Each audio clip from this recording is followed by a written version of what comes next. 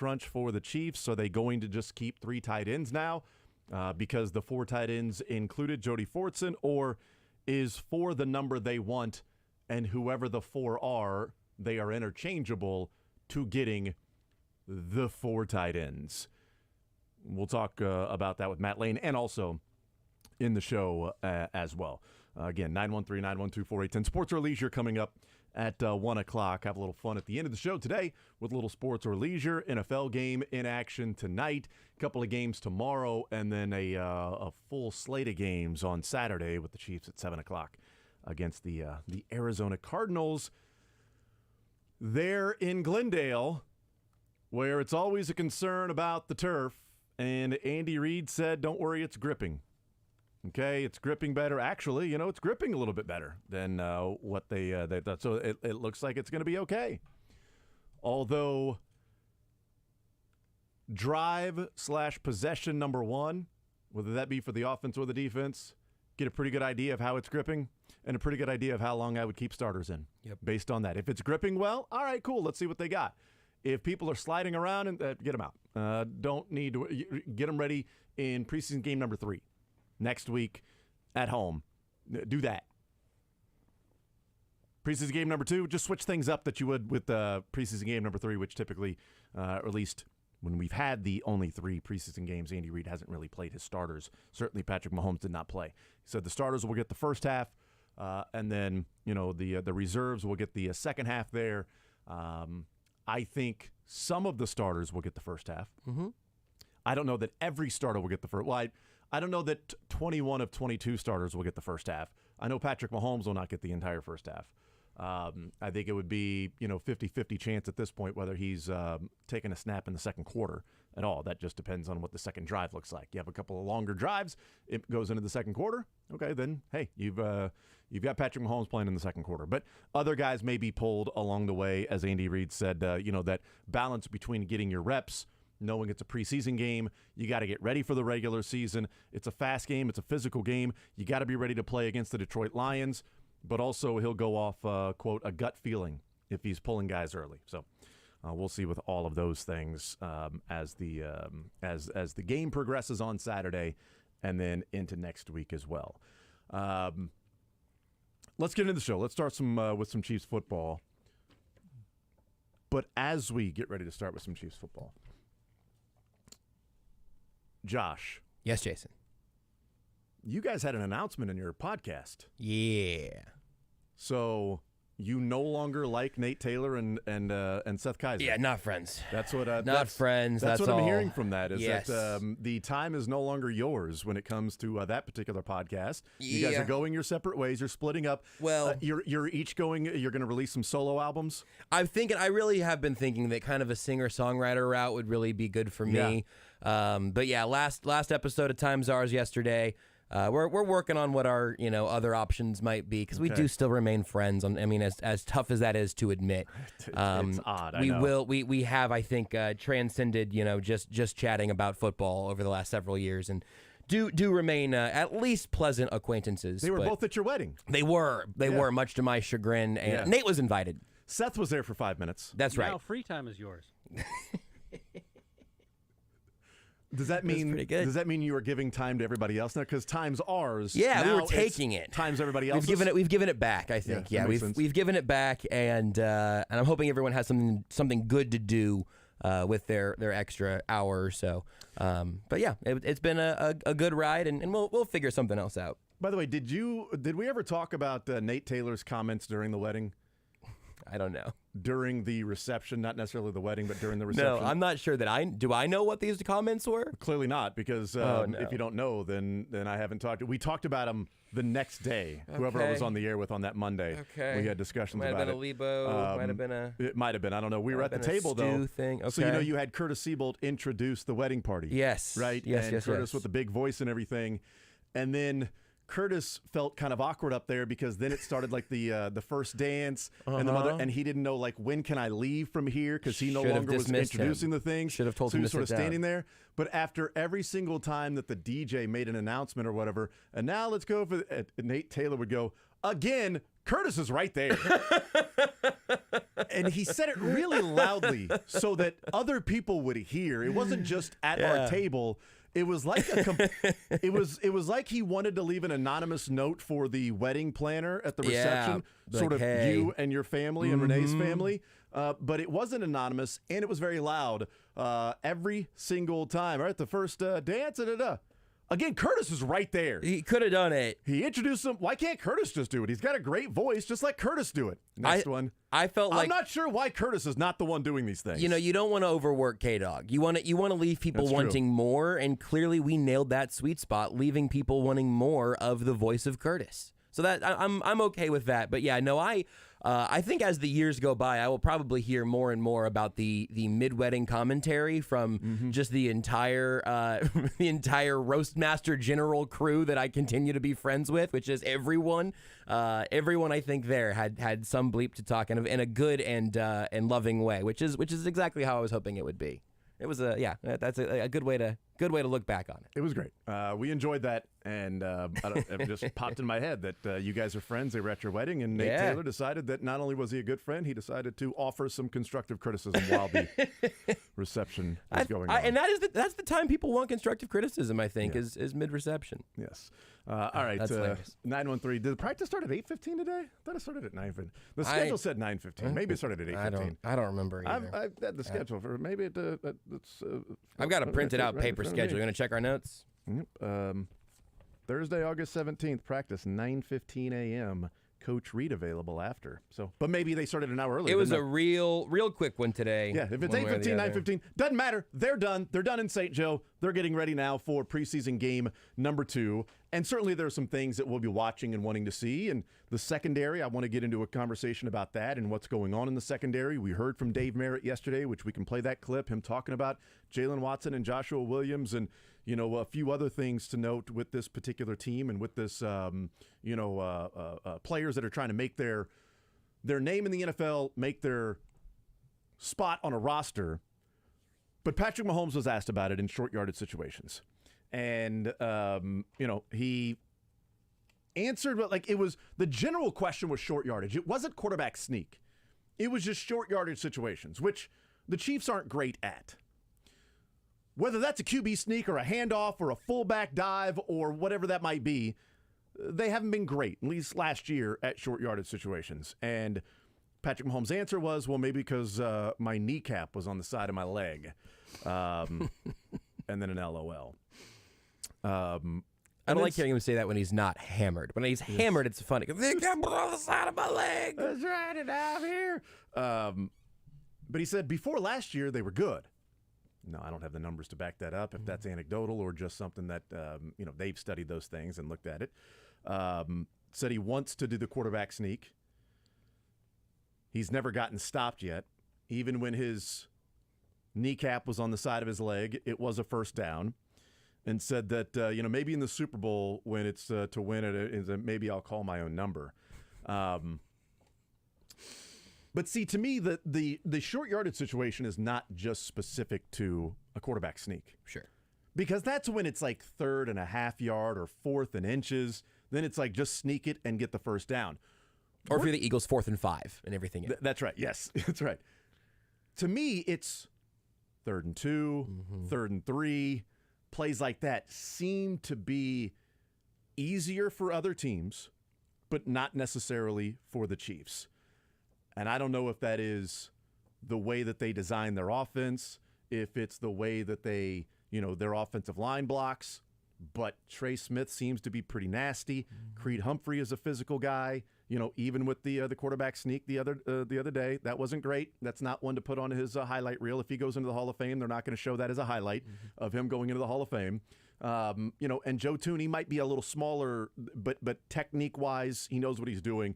Donovan Smith now, is a mauler, but so was Orlando Brown. Like, we'll see what this year is like, but it's often frustrating, and because it seems like shorter yardage situations should be easier for teams. Mm-hmm. That should be what you do on first and second down. You've set yourself up. Like for the Chiefs defense, and maybe that's because we watched the Chiefs offense struggle in short yardage situation, and we watched the Chiefs defense get in short yardage situations and not get off the field. Yeah, that's interesting. And maybe that's where the frustration comes in, because it's like, the Chiefs defense fights to get into 3rd and 8s, but 3rd and 1, 3rd and 2s, 3rd and 3s, they're giving up first downs.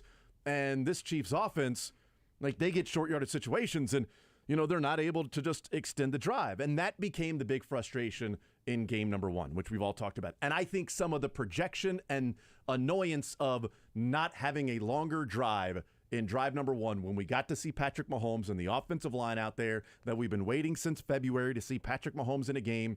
We see that it's 6 plays, 4 of those were to Clyde Edwards-Helaire, and then a scramble by Mahomes and a tight end sneak by Blake Bell that came up short. I think the projection and the frustration is at the quarterback sneak, the Blake Bell sneak, when really it's a frustration that we didn't get to see more. Right. And they didn't pick up that first down.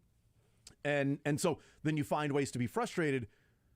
But that's been something that we've talked about with this team, that last year they win the Super Bowl, but they had real issues on short yardage situations. And I don't know if that's something that's going to be easily fixed. Can you focus on that in the offseason? Focus on that? Because short yardage situation, great, but they were awesome down inside the goal line.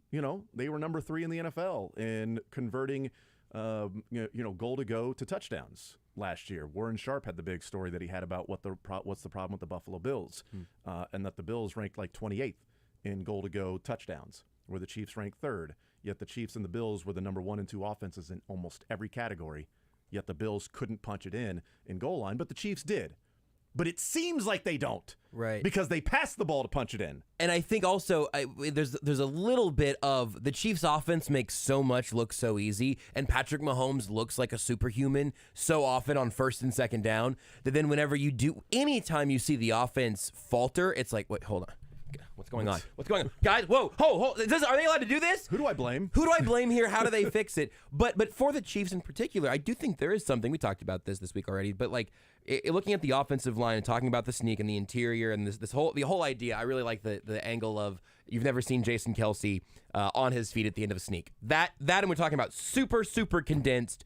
That one seems like it's a relatively easy thing. It's like a torpedo. Yes, this offensive line, for all of its strength as a pass blocking unit, just doesn't get the push on a whole bunch of defensive linemen who also, to be fair, when it's 4th and short, 3rd and short, and super condensed, they've got one job.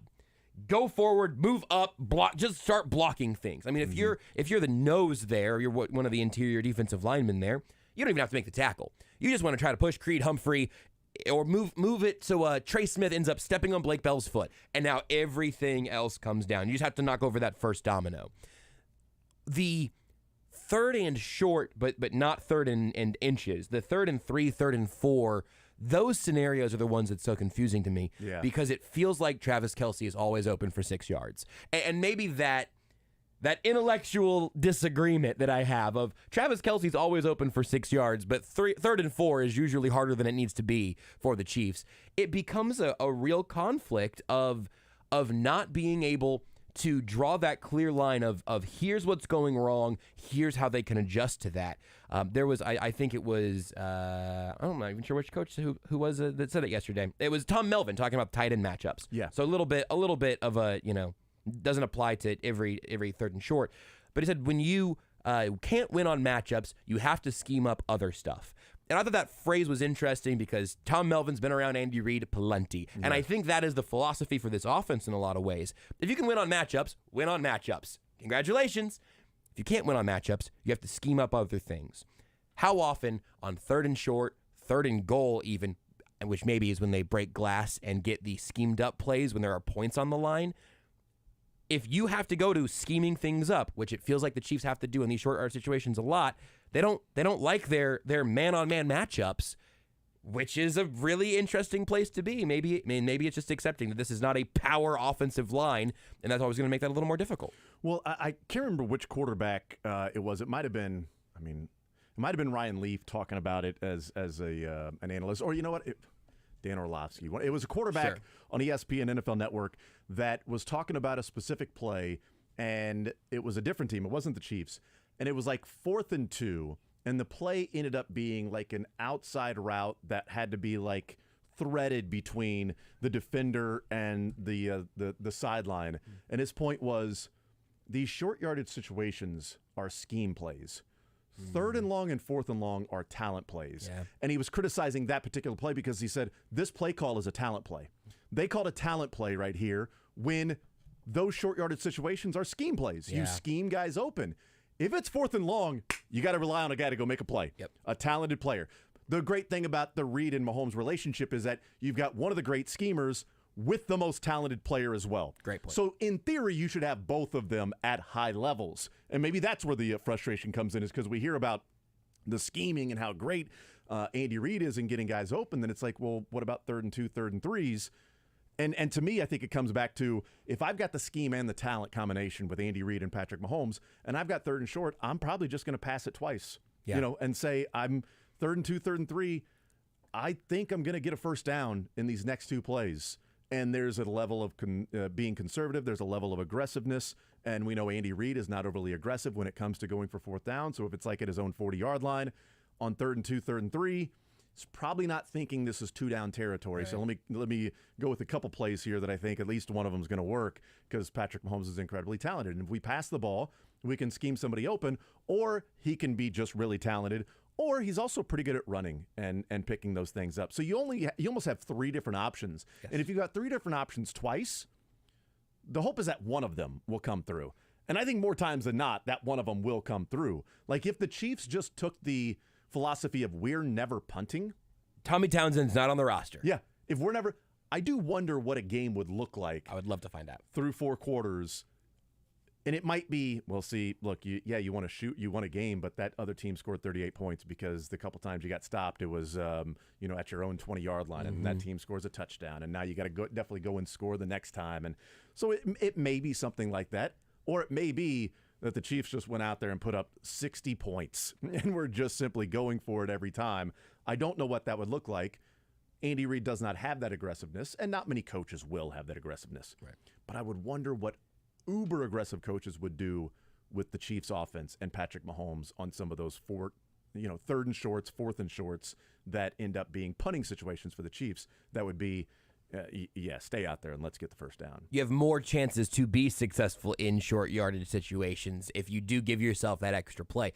I would love to see them just go to the, I don't know, the upper reasonable threshold of aggressiveness in terms of some of the advanced models that will show you, hey, this is a go situation.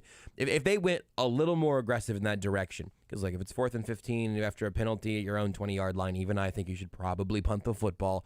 But I wouldn't mind seeing Patrick Mahomes, having to pick up 15 yards and just seeing what happens a few times a game, because I think he'd probably do it more often than not. But also, in that scheme talent combination, you also have Travis Kelce, who is both. Yeah. Because scheme in this case might just be his brain and reading and the defense and being able to make those adjustments and knowing that Mahomes will be on the same page with him. But we talked about that Chad Henne, Tyreek Hill play against the Browns. Mm-hmm. That's also both, right? Like that is Andy Reid saying he will be open here.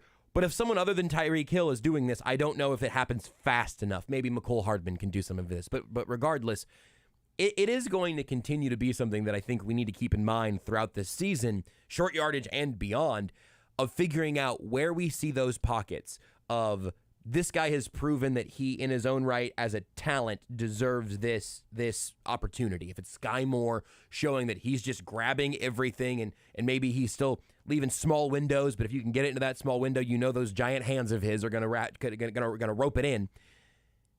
If I look at the way this season unfolds, if Kadarius Toney never gets healthy and none of these receivers ever really separate themselves from a talent perspective, if the offensive line in short yardage never just grits up and wins a short yardage line of scrimmage battle, then you go back to the schematic things, and that puts more of the burden on Andy Reid and on the offensive coaching staff, which they are already doing at a very high level, and scheming up everything will make it easier on your talent. But I think the push and pull of that is going to be fascinating this year. I had to go and rack my brain for a little bit to think back to the Bengals game in the AFC Championship. So I pulled up the notes, and the Chiefs were up 6-3 after the Bengals went down and got a field goal. Chiefs got a couple of field goals. Bengals went down and got a field goal, so it was 6-3.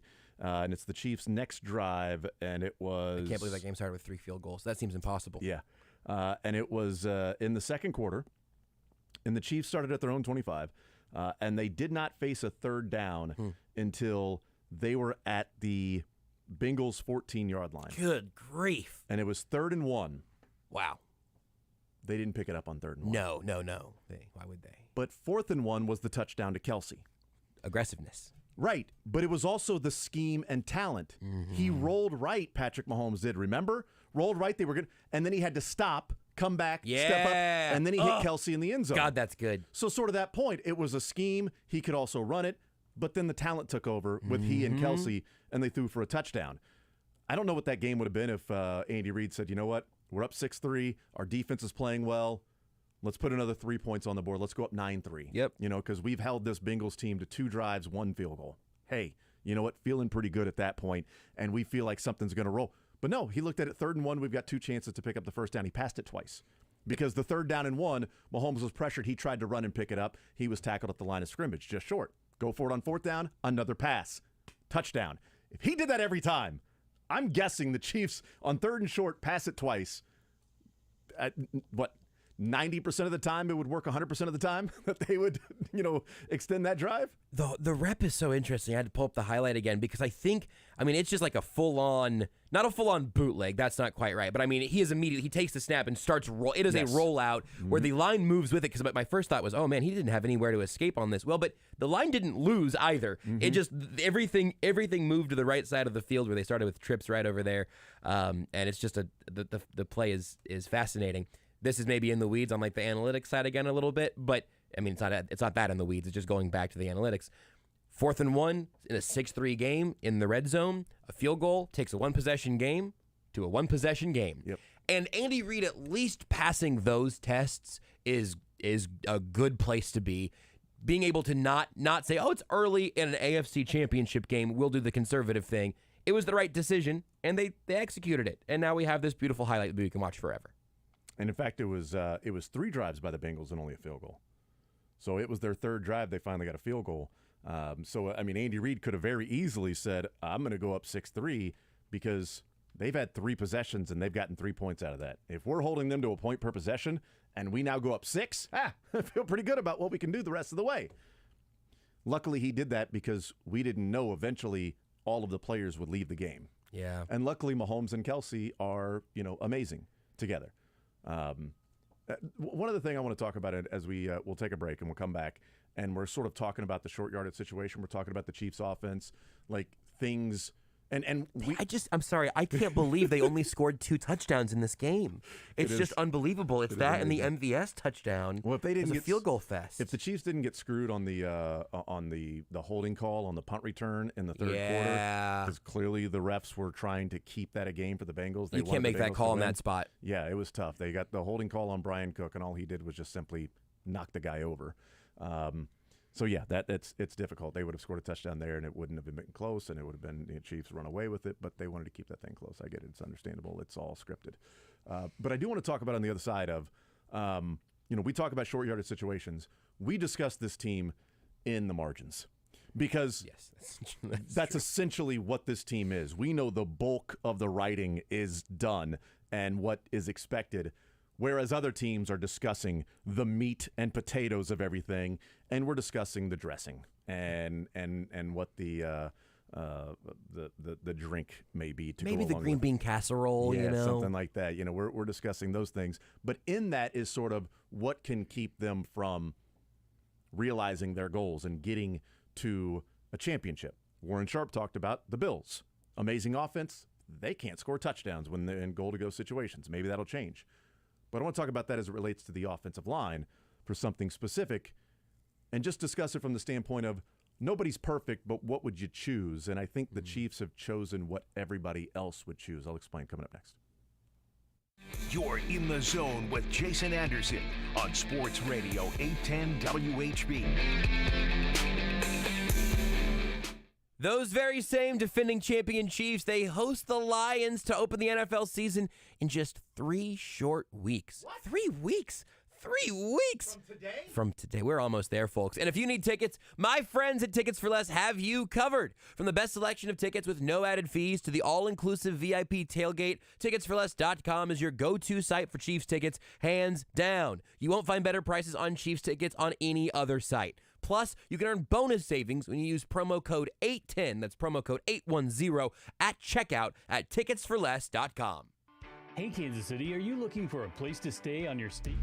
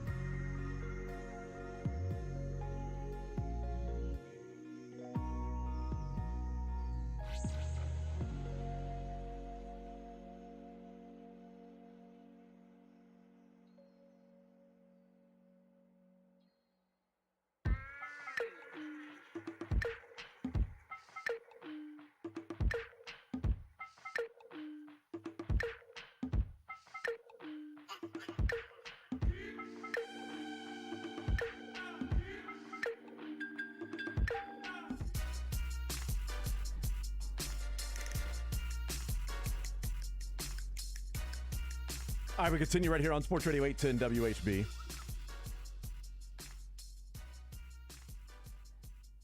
Jason Anderson, Josh Briscoe, and Drake. We head up until 2 o'clock. We will talk with Matt Lane coming up at noon.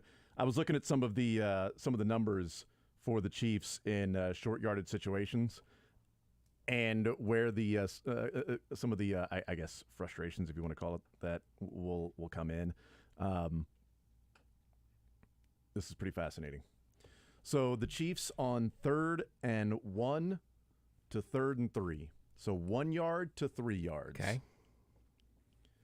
Their conversion rate. You want to take a shot at the percentage of conversion rate for the Chiefs on 3rd and 1 to 3rd and 3. Boy, I mean, I'm going to be like, I'm throwing a dart not knowing even what the NFL standard is. Right, absolutely. But I would like to think that the Chiefs are picking up 3 mandatory yards like 80% of the time, and I think that's probably high. Okay, 80%. Drake, you want to throw a dart? That's my dart. What the 3rd and 1 to 3rd and 3, the best offense in the NFL, what was their conversion rate? Time period? Just last year. Any? I think it's going to be a lot lower than that. 3rd and 1 to 3. 62%. 62%. None of you went 69. Good for you. Yeah, well done, guys. Well done. I appreciate that. Would you believe that the Chiefs ended up 52%? I really thought, wow. Yeah, I guess. Would you believe that? I guess I would. Is that the true answer? Yeah, it is actually. Okay, I guess I believe it. Technically 51.5, but I rounded up. Like, to offense is hard 52%. and defenses are trying, Yeah. but Now I ask you this: 3rd and 4 to 3rd and 9. No. 3rd and 4 to 3rd and 9. What was the Chiefs' conversion rate? No, is it higher than that? I'm not going to tell you. it can't If I be told you if higher it was than higher, that. that would be a Is it hint. higher than I just want you to guess. I just want you to throw a dart. 45%. 45%. That's not bad. I bet it's higher than that. 68%. 68%. Interesting. Okay, you went higher. It's not quite nice, though. Right at 50%. Okay, wow. So it doesn't matter. Third and bleep it. 3rd and 1 to 3 is 51.5%. When the Chiefs faced 3rd and 4 to 3rd and 10, it was 50%. 42 of 84 the Chiefs were in converting 3rd downs from 4 yards to 9 yards. Now 10-yard plus, they were only 42%. Now think about that. Think about that. The Chiefs were Chiefs were 51.5% in converting first downs when it was 1 to 3 yards. They were 42% conversion when it was 10 or more yards. It's unbelievable. It's crazy. It's unbelievable. It is. It really is. It really is unbelievable. The overall from 4 yards to just 4 or more yards, if you combine all of those, they came in at 45%. So when the Chiefs were facing 3rd and 4 or more to infinity and beyond, 45%. When it was 1 to 3 yards, it was 51.5%. That and those are the numbers that back it up. It's like we always say, like, well, the Chiefs are just as likely to convert when it's 3rd and long as it's 3rd and short. It has always felt that way. Almost literally. 50% to 51.5%, they were just as likely to convert 3rd and 4 to 3rd and 9 as they were 1 to 3 yards. What if it's 3rd and goal? I don't know. I bet they're higher 3rd and goal. I don't know. That's actually kind of interesting. what I are don't you- know because it probably doing yelling at me yardage for? out, like yards to gain. What are you yelling I'm at guessing me would throw for? that in there, Drake. right? He's just like, oh, what if I throw this one in there just to throw a wrench in your whole thing? You know, you're so dumb. Hey, Jason, how stupid are you? Do you know what the Denver Broncos league worst 3rd down conversion rate was last year? No. 29%. Wow. Houston was Let's at ride. 30. Let's ride right back to the bench. Let's ride. To the sideline. Trying to see the goal-to-go situations. They don't have it on the splits for Pro Football Reference. There's plenty of other sites that would have that. I just went to Pro Football because I know that Pro Football Reference has the splits of 3rd and 1 to 3, 3rd and 4 to 7 or 6, 3rd and 7 to 9, 3rd and 10 plus, et cetera, et cetera. The Bills had the best 3rd down. I'm on teamrankings.com just for this the full. This is 3rd and Yeah. everything. Buffalo led the league last year with just a skosh over 50%, where the Chiefs were just a little bit below 49% on Is this that one. just third down, or what was that again? This I'm sorry. this is just third down conversion percentage Okay. flatly. Cool. Is that Buffalo is just barely better than the Chiefs, who are just a little better than the Eagles, who are a little better than Cincy. But I wonder what the spread is. Can you check the same stats for the Bills? And just for a point of reference, I can, because actually. I knew 80% was going to be way too. I would love to see that sort of success rate, obviously, but it wouldn't surprise me if the Bills were around 70% for third and short. And they're not a power run team. They have a power run quarterback, but it's not like they're a bruising offense. And I don't even know if a bruising offense increases your chances for third and short. It's just a bizarre outlier. Okay, let me do a quick math. Do some quick math. All bang, van. bang, bang, ba-doo. They are at Come on. 69%. That's pretty nice for them. It's pretty nice this time of year in Buffalo. 3rd and 1 to 3. They are at 69%. Let's do from 3rd and 4 to 3rd and 9. Ooh, I wonder if the So that Eagles would are going to be- be higher than that too. Oh, I bet the Eagles I bet will be the ridiculous. Eagles probably are the standard on that They'll one. be so it's 3rd and 4 to 3rd and 9. So let's see. There's Here, how I'll many fire off a first take so you can do downs? math.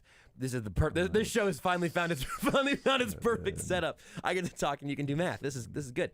34. The part of this that is so interesting and confusing to me is that we're talking about the Chiefs as unquestionably, if not the single best offense in football, which it is, but it certainly has been one of the best offenses in football since Patrick Mahomes got to town.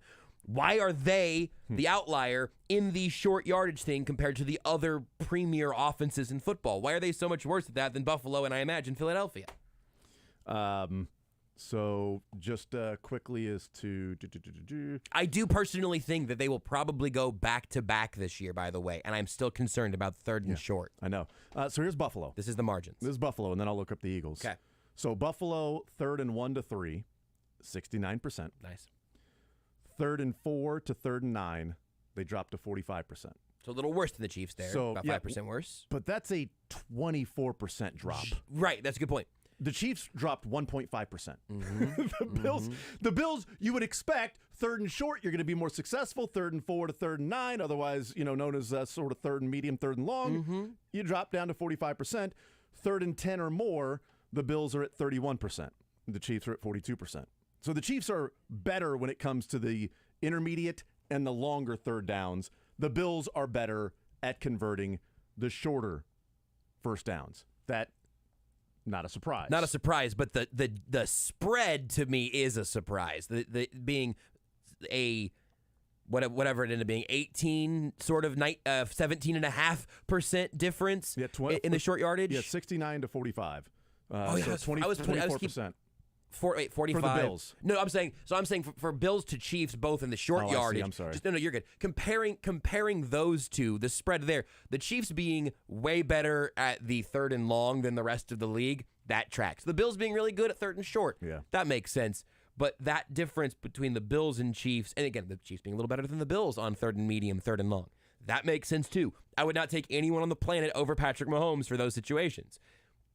But it doesn't explain why it's not easy for Isaiah Pacheco to run for 2 yards on 3rd and 1. It's sort of bizarre. Maybe the fullback's been the problem. Maybe they needed to get rid of the fullback. So the Eagles on 3rd and 1 to 3, a little surprising. They were only at 66%. I'm surprised. They converted 44 of 67 attempts on 3rd and 1 to 3rd and 3. Huh. Now, if we do 3rd and long, it's Okay, I don't want to 95 add a whole other layer to plays. the spreadsheet here, but this is explicitly third and short, right? Not Yeah, including 3rd fourth one. and short. Nope, just 3rd and 1 Okay. to 3. The 4th and 1 to 3 is 100% for the Eagles. 20. weirdly. They're 20 of 25 on 4th and 1 to 3 yards. They're 20 of 25. Come on, that's ridiculous. Yeah, they had 4th and 1 to 3. They had 25 attempts. 15 of them picked up by rushes. 5 of them picked up by passing. Yeah, They go 80% on fourth and short. yeah. That's silliness. Now, what are they? So they're a little below 50% are the Eagles from 3rd and 4 to 3rd and 9. So those two offenses, the Bills and the Eagles, on 3rd and short, The Bills are at 69%. The Eagles are at 66%. The Chiefs are at 51.5. On 3rd and 4 to 9, the Bills are at 45%, and the Eagles are at 49%. So the Chiefs are better. And the Chiefs are at 50%. at 50 on the nose. 50 on the nose. Yep, 42 of 84. And then if we just look at the ridiculous 3rd and longs, 23, 9, 32. Interesting enough, 3rd and 10 or more, the Eagles are at 53%. Chiefs were at 42%. Really? Yeah, that's pretty interesting. Is that just like 7 A.J. Brown I'm sorry. plays? That's wrong. That's Okay. wrong. That's wrong. I was looking at the. I was one column to the right, so that is not correct. Sorry. They are 18%. That feels bad. Well, that feels even worse. They are 11 of 60. Were the Eagles last year in 3rd and 10 or more? Did you do the same number for Buffalo?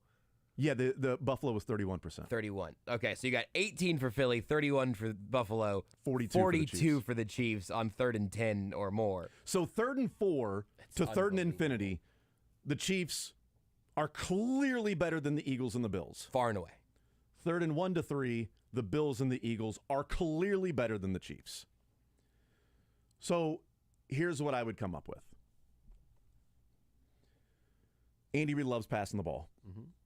The Bills can run the ball. Josh Allen's a great runner of the football. Jalen Hurts is a running quarterback. You know, they can pick up first downs a couple of different ways on 3rd and 1 to 3 when they actually have a running quarterback, a dual threat quarterback, where Patrick Mahomes can run. He's not a dual threat to the truest sense of a dual threat like a Josh Allen or Jalen Hurts. Sure. And when a lot of your playbook is going to be anyway, some of those passes, scheming, and talented Patrick Mahomes throwing the football, also being able to run, 3rd and 4 to 3rd and forever or whatever is more conducive to picking that up when that's already a part of your playbook. So when the Chiefs are building their offense and their offensive line, and we talk about short yardage, running the ball, quarterback sneaks, things like that, firing off the football, picking it up, just do the tush push. The Eagles don't get stopped. I would rather the Chiefs build their offensive line to pass protect than be the mauling hogs of Washington of yesteryear and, you know, the 7 blocks of granite of the 19 teens and 20s. I'd rather be this guy grades out amazingly at pass blocking. Run blocking, a little rough, but man, he's awesome as a pass blocker. I would much rather have that. And if that means 3rd and 1 to 3 is going to be closer to 50-50, then I will have to take my medicine, knowing that 3rd and whatever is possible for the Chiefs at any point in time. Because if I know that, the other side of the football knows that. And that is a backbreaker for that team if it's 3rd and long and the Chiefs find a way to pick it up. Against the Titans, 3rd and 15, and Mahomes runs for it. And that changed the game. I'll just sideswipe the Titans for fun here. Good. Do that. You know the meme of like the Ferrari under the little overhang in that old rundown house? That gets used a lot, right? If Patrick Mahomes was the quarterback of the Tennessee Titans, that's what it would be. It would be the Ferrari that is more expensive than the house whose overhang it is parked next to, because that offense is handed to Derrick Henry and DeAndre Hopkins want to get here? Is Traylon Burks going to be okay? That has never been a downfield. Although I did see apparently Malik Willis reportedly has a real shot to beat out Will Levis for the backup job. So things are going awesome in Tennessee. I did see that, yeah. Well, I mean, Malik Willis has been in the offense for a year. I mean, it shouldn't be too surprising, but yes. It's surprising that Ryan Tannehill's everything about the Titans is surprising to me. I keep forgetting that they're a real team that will beat the Chiefs at some point. It's just how that works. But I absolutely would co-sign what you just laid out there, that this is the way the Chiefs are built. And what it might actually be is that, hey, we know our strength is these small chunk plays that can absolutely just disembowel a defense over 4 quarters. But if it's 3rd and 2, we're not really built to hand the ball off to this running back to follow, a fullback through our run blocking interior offensive line. They just pick up these 2 gritty yards and move on, because the Chiefs don't go for 2 gritty yards all that often, and they shouldn't. They should continue to let Patrick Mahomes be Patrick Mahomes.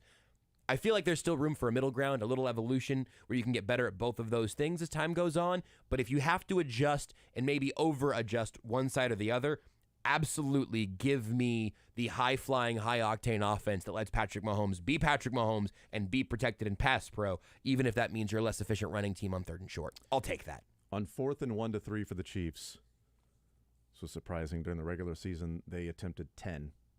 4th and 1 to 4th and 3, they attempted 10. They converted 8 of them. So that would be 69%? Well, I was going to say 8 out of 10, but that's still pretty good too. Oh, okay. I think it's 80%. That's nice. 8 out of 10 WHP. If you throw in 4th and 6 or 4th and 4 to 4th and 6, they only went for it one time. Shocking they picked it up. So 4th and 1 to 4th and 10, they were 9 of 11.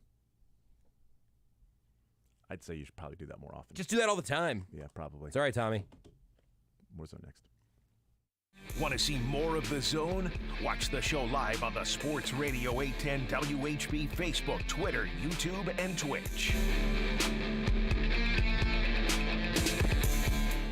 1, 2, 3, 4, 5. You can bet on the different rounds. That's not yardage to pick up in the NFL. That's rounds coming up with UFC 292, a bantamweight battle for the belt going down. UFC 292, Aljamain Sterling and Sean O'Malley will fight for the title this Saturday. Will the current champ keep his crown, or is it the challenger's time to shine? Get your bets in on DraftKings Sportsbook, official sports betting partner of UFC. New customers can bet just $5 to get $150 in bonus bets instantly.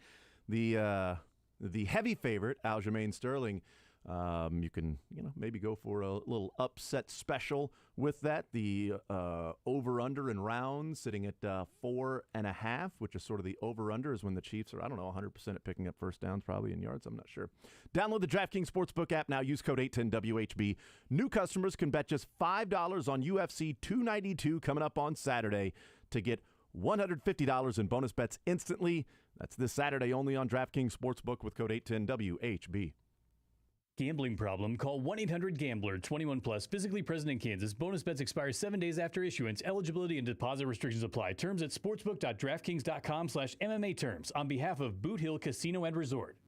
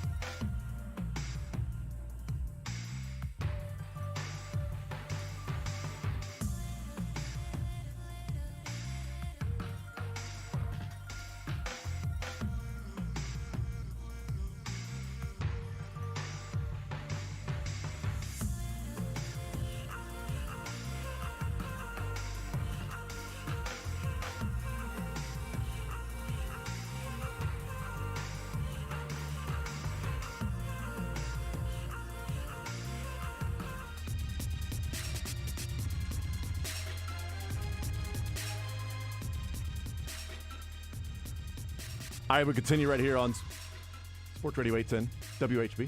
Jason Anderson, Josh Briscoe. Don't do things like that. It scares me. You okay? On what? And then the music just stopped. Sorry. Don't adjust your dial. My apologies on that one. 913-912-4810. 913-912-4810. You know what, Jason? We're Yes. also worse in short-to-go situations. That's true. The worst segments of this show are absolutely 3rd and 1.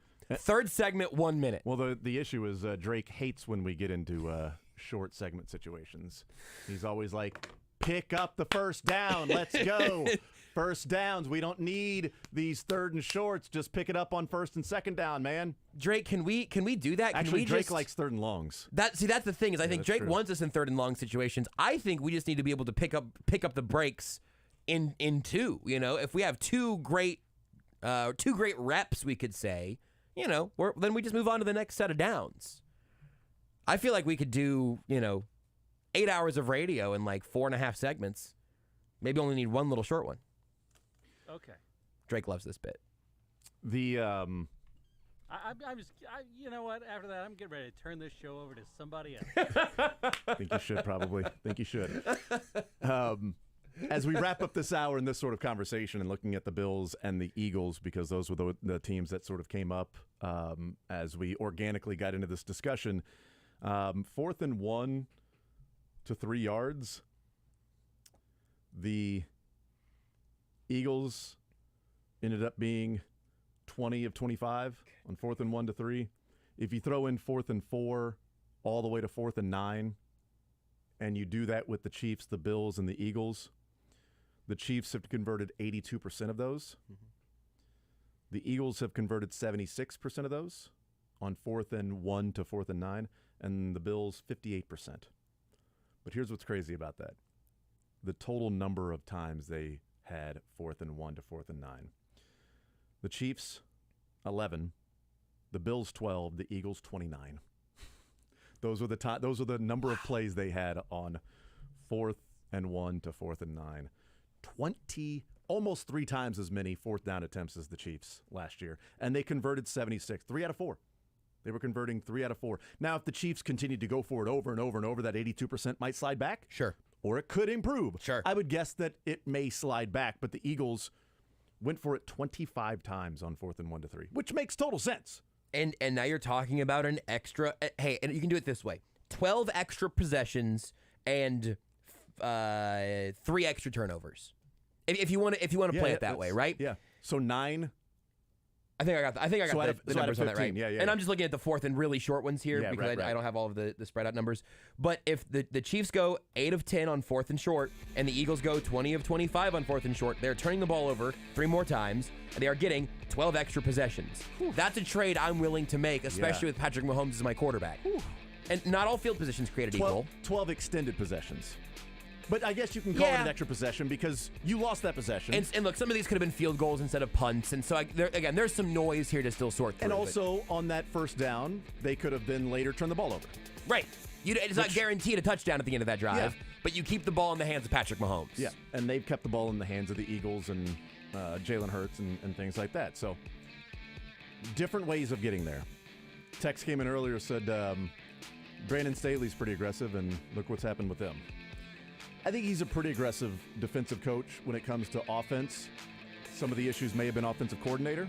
We will find out. We'll get a pretty good idea of how aggressive he's going to be with Kellen Moore. Maybe some of it was Justin Herbert, too. Hey, Kansas City, it's Jeff Briggs with Victory Chrysler Dodge Jeep Ram, home of the Victory Effect, our pledge to drive down vehicle pricing for the city we love. Guess what, KC? It's the Make This the Summer sales event, and large discounts on trucks have returned. Now, until the end of the month, Victory is offering up to $11,000 off list price on all 2023 Ram 1500 Bighorns in stock. That's right, all 2023 Ram Bighorns in stock. These trucks range from nicely equipped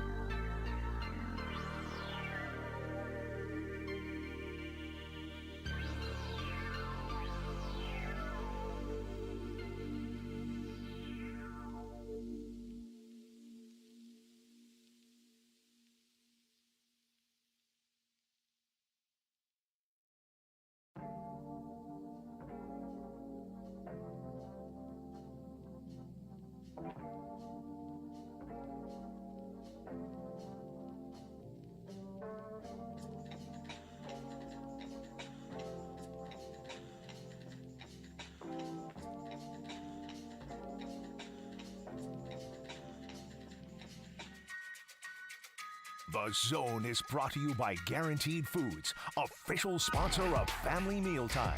Enjoy healthier food, more free time, free delivery, and better value. Go to GuaranteedFoods.com.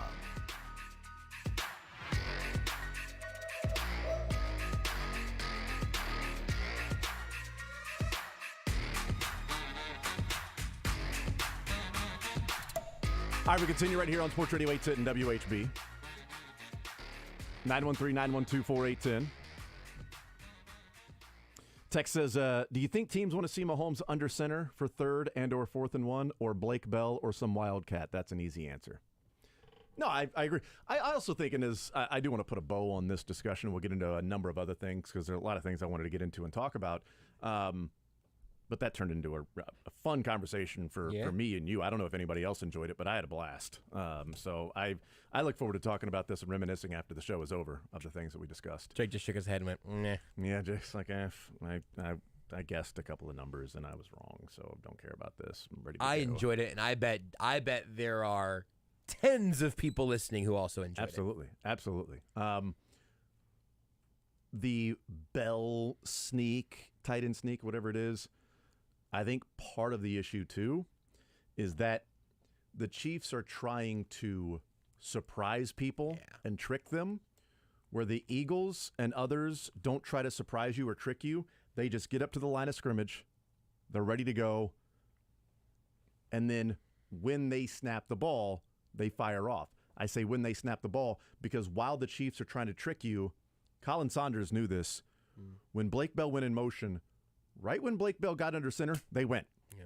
There was no, so when the Eagles are up there, they may go on the second sound, third sound.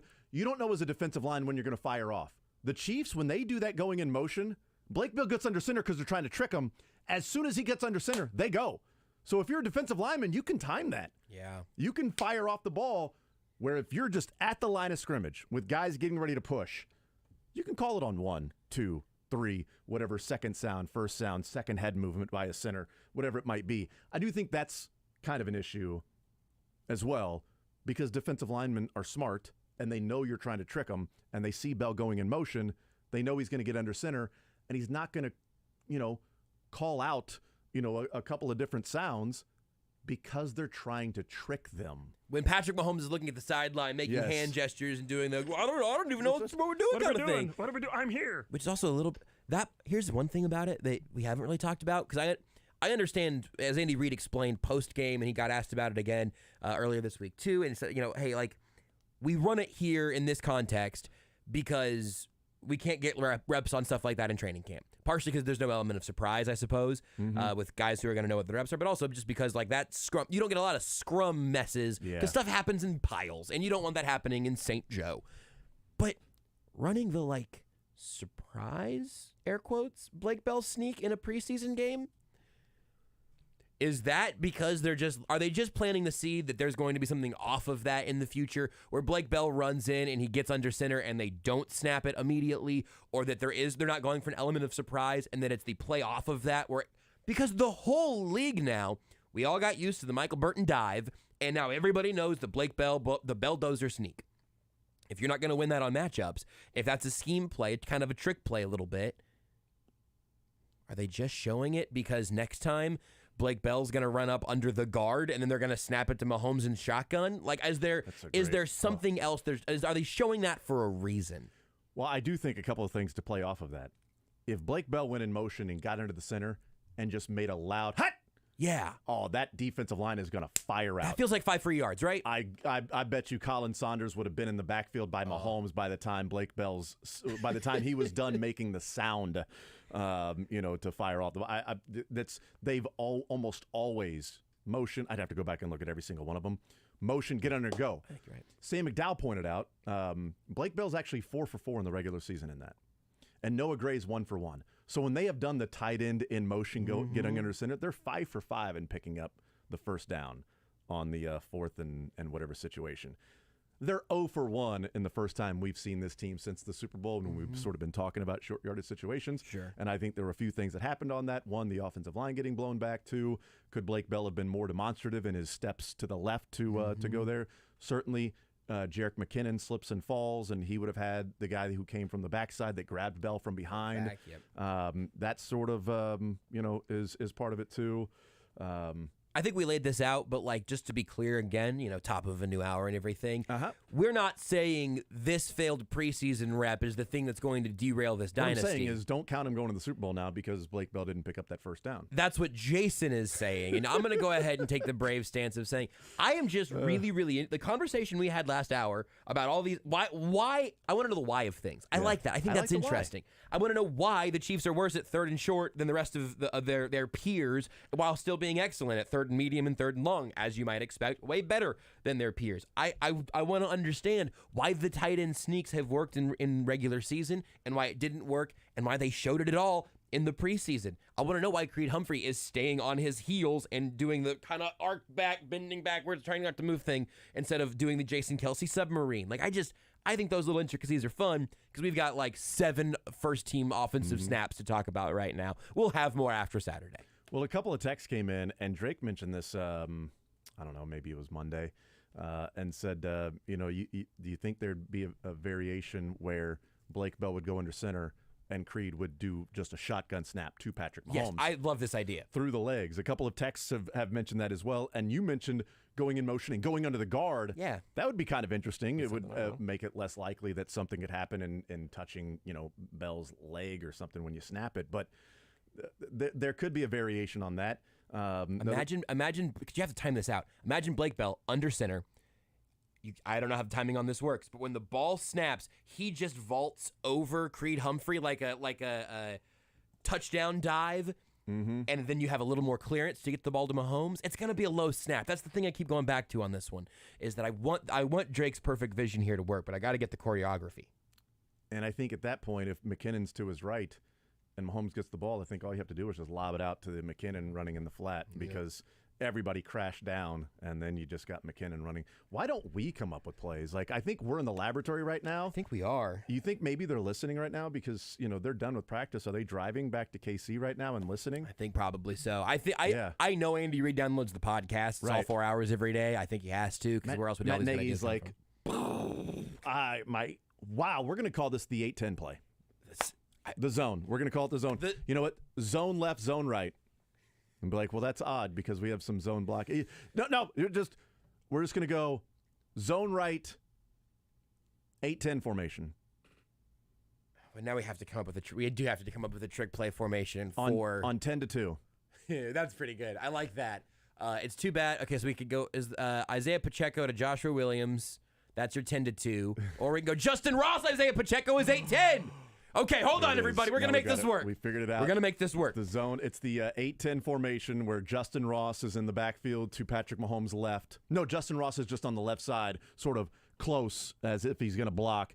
And then maybe Pacheco's in the slot right next to him. Pacheco was just to Mahomes' right, like McKinnon was. Okay, if we get a wide enough angle, I just need it to read 8-10. I need the jersey numbers to say 8-10. What if Justin Ross went in motion and then went under center? They probably wouldn't think that was going to happen. Also, I don't want him to get hurt doing that. That's a good point, man. That'd be tough. Maybe Pacheco runs up under center, and then he vaults over Justin, and then he snaps it to Mahomes, throws it to Justin Ross for an 81-yard touchdown. Yeah. This has to be done on their own 19-yard line. The zone with James Anderson right on 3. Can do that one. That certainly would work. But I do think, as we, you choose, hey, would you rather have a mauling offensive line that can pick up a lot of yards running the football, or would you rather have an offensive line that can protect Patrick Mahomes? I'll take the one that protects Patrick Mahomes. Yep. And where the Chiefs are, and as we talk about in the margins of, wow, they don't pick up enough first downs on 3rd and 1 to 3rd and 3. And they're picking up half of their first downs from 3rd and 4 to 3rd and 9. That's nuts.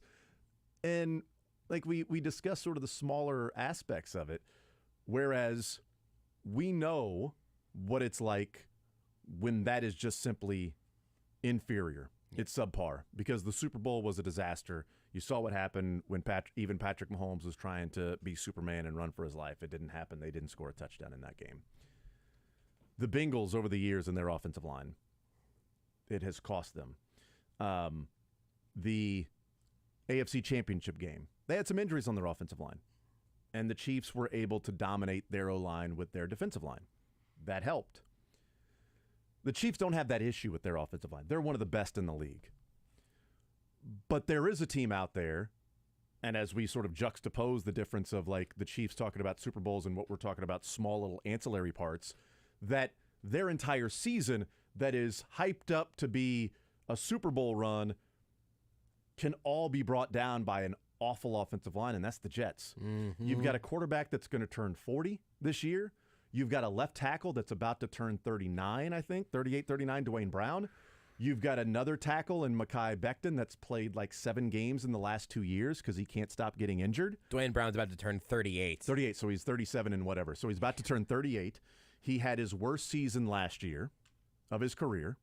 Now, that's different than saying, well, Donovan Smith had his worst year of his career last year, right, as a 29-year-old. Yeah.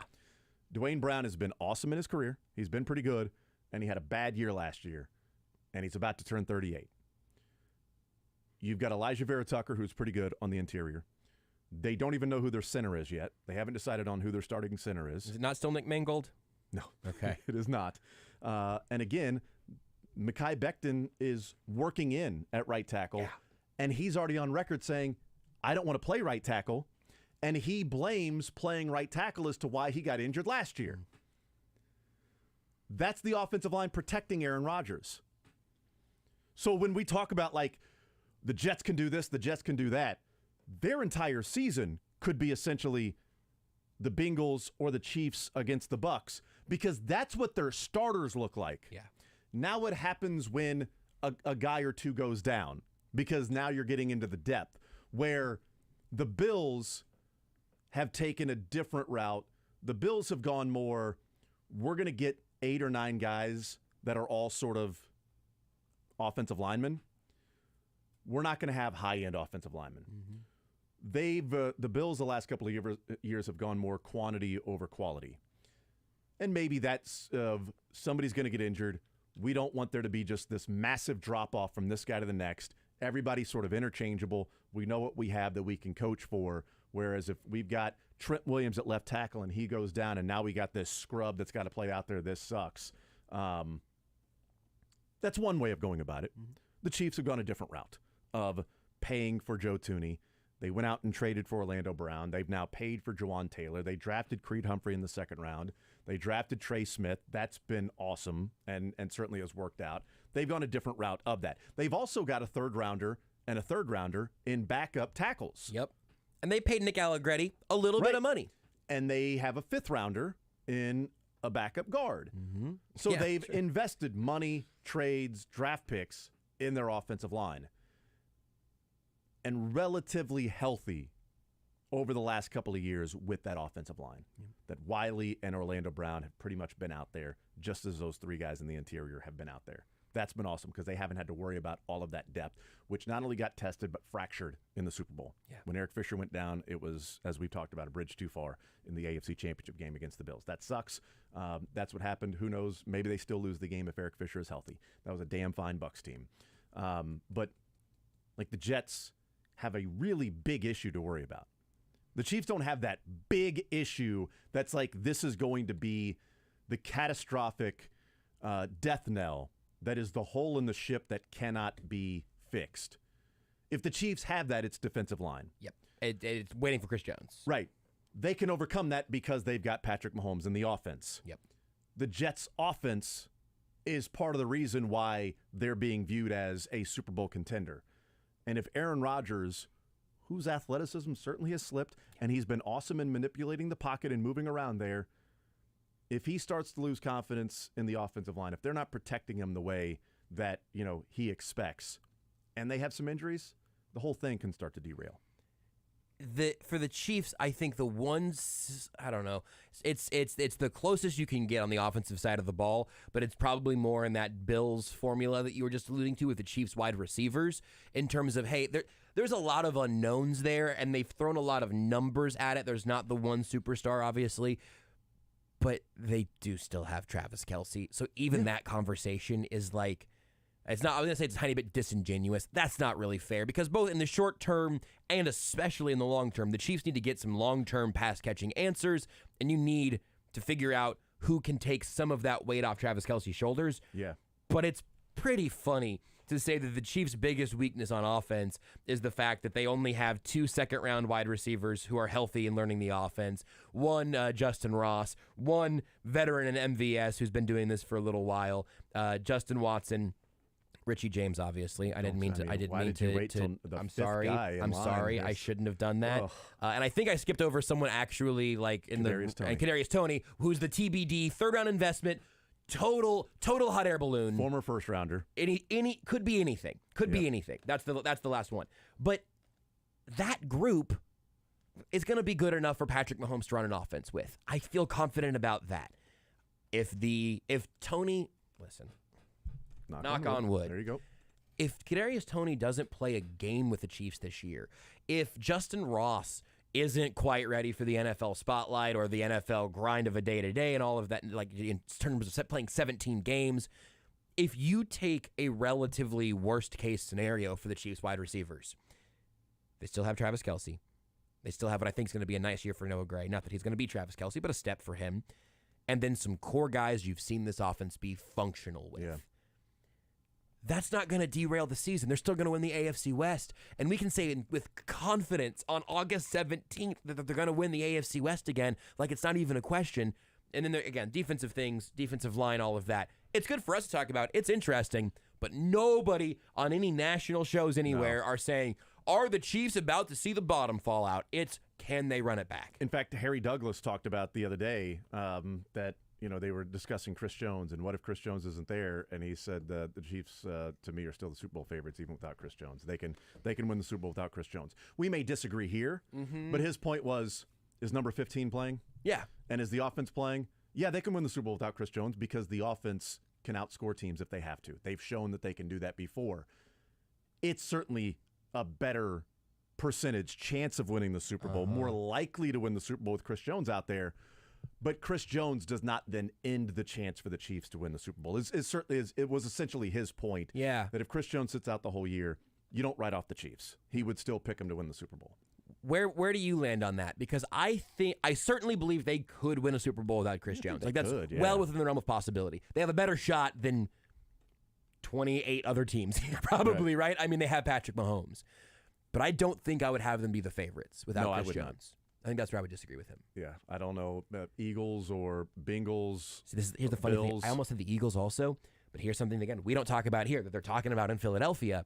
There's a lot of turnover. They have lost pieces of their defense, and they lost both of their coordinators. If we were in Philadelphia, we could be having this short yardage conversation about, hey, are the new coordinators on this team going to keep the offense and defense humming on that same level? Is Jalen Carter going to show up and be able to be like a day one impact player? What about what of our secondary pieces here that we're shuffling around, and a lot of these guys have gotten older, and what's the evolution for this defense going to be? But we here will go, well, yeah, the Eagles are going to be good again. They've got really good players, a really good coach and front office. Like, yeah, they're gonna be excellent again. And also they play in the NFC, which is certainly another huge boon. We'll take a time out. A little Royals news. Ooh. Jackson Kowar has been recalled from Omaha. James MacArthur has been optioned to AAA. He got the start last night, the opener for what ended up being the bulk with Alec Marsh. And then Nick Prado starts a rehab assignment. So Nick Prado, a rehab assignment. So that's good. Because when I saw the Nick Prado name, I was worried they were going to it was Nick Prado's been moved to the 60-day. You know what I mean? Because we saw that with Brad Keller. I think that was after the show yesterday, right? Yeah. Brad Keller, 60-day IL. I looked at that one. Did he have a rehab start recently? What's the deal there? I thought he did have a rehab start, and then all of a sudden he came up to Kansas City, and it was like, oh, he's coming up. No, he's coming up to get evaluated again because he had a setback, and now he's on the 60-day. So that's fine. But it's also retroactive to a while. I didn't see what it was retroactive to. All right. But that's not the case with Nick Prado. Yep. He's starting a rehab assignment. Good news for Nick Prado. When he returns, interested to see what they do at first base then, because Beatty's probably gone. But is that then every day is going to be Nick Prado, or are we going to see the Salvi, Fermin, Salvi, and Beatty playing first base, more Salvi than Beatty, or is Salvi's first base days, are they done, and just got to figure out a way to get Fermin? Is he your DH now, which then you put in the DH into play because of when Zach Greinke was there because of the injury with Salvi, and we didn't get to see Zach Greinke bat. Does Quattrero run that risk when Nick Prado comes back? Because I want to see Nick Prado at first base every day. If we're talking about what the future is going to be, not Salvi at first base every day. If you need to give him a break from time to time, but that's on Quattro to figure out how you get these guys ready for next year, and what the future is going to be behind the plate, and if Salvi's going to be a part of that come 2024. As long as they get it settled by the wild card game, I think they'll be good. There you go. Want to see more of The Zone? Watch the show live on the Sports Radio 810 W.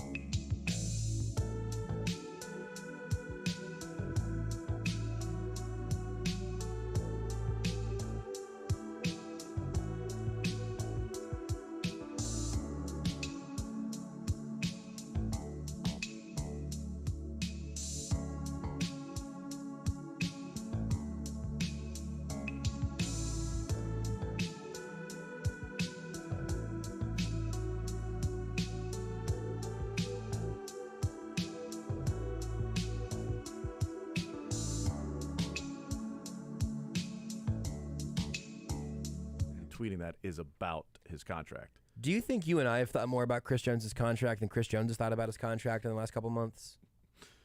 I don't know. That's a good question. Like, I just walk around thinking about Chris Jones' contract. Do you really just Yeah, randomly? absolutely. Yeah, Just that wake up happens in all- the middle of the night. 92 million guaranteed. What? You wake up in a sweat. Cold sweat. You're just yelling. Renee's shaking you. Wake up! Wake up, Josh! Wake up! It's a nightmare. Why do you keep saying $90 million guaranteed? What did you do? I felt like the contract was falling, but I woke up right before it hit the ground. Because if the contract actually hits the ground, it dies.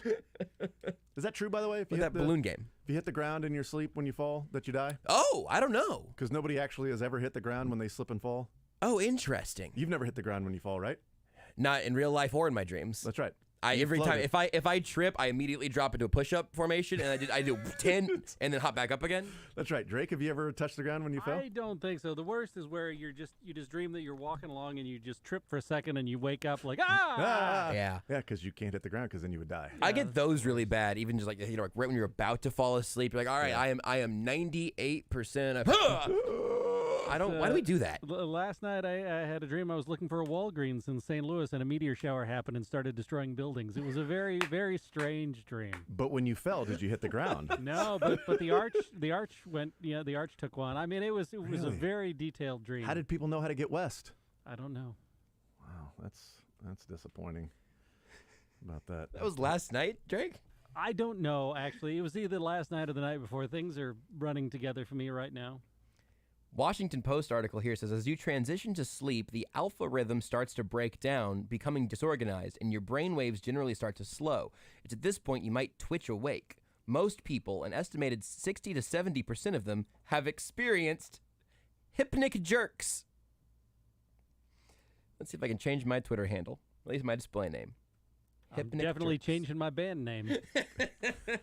You're coming up with some damn good band names, man. Hey, we're the Drake and the Hypnic Jerks.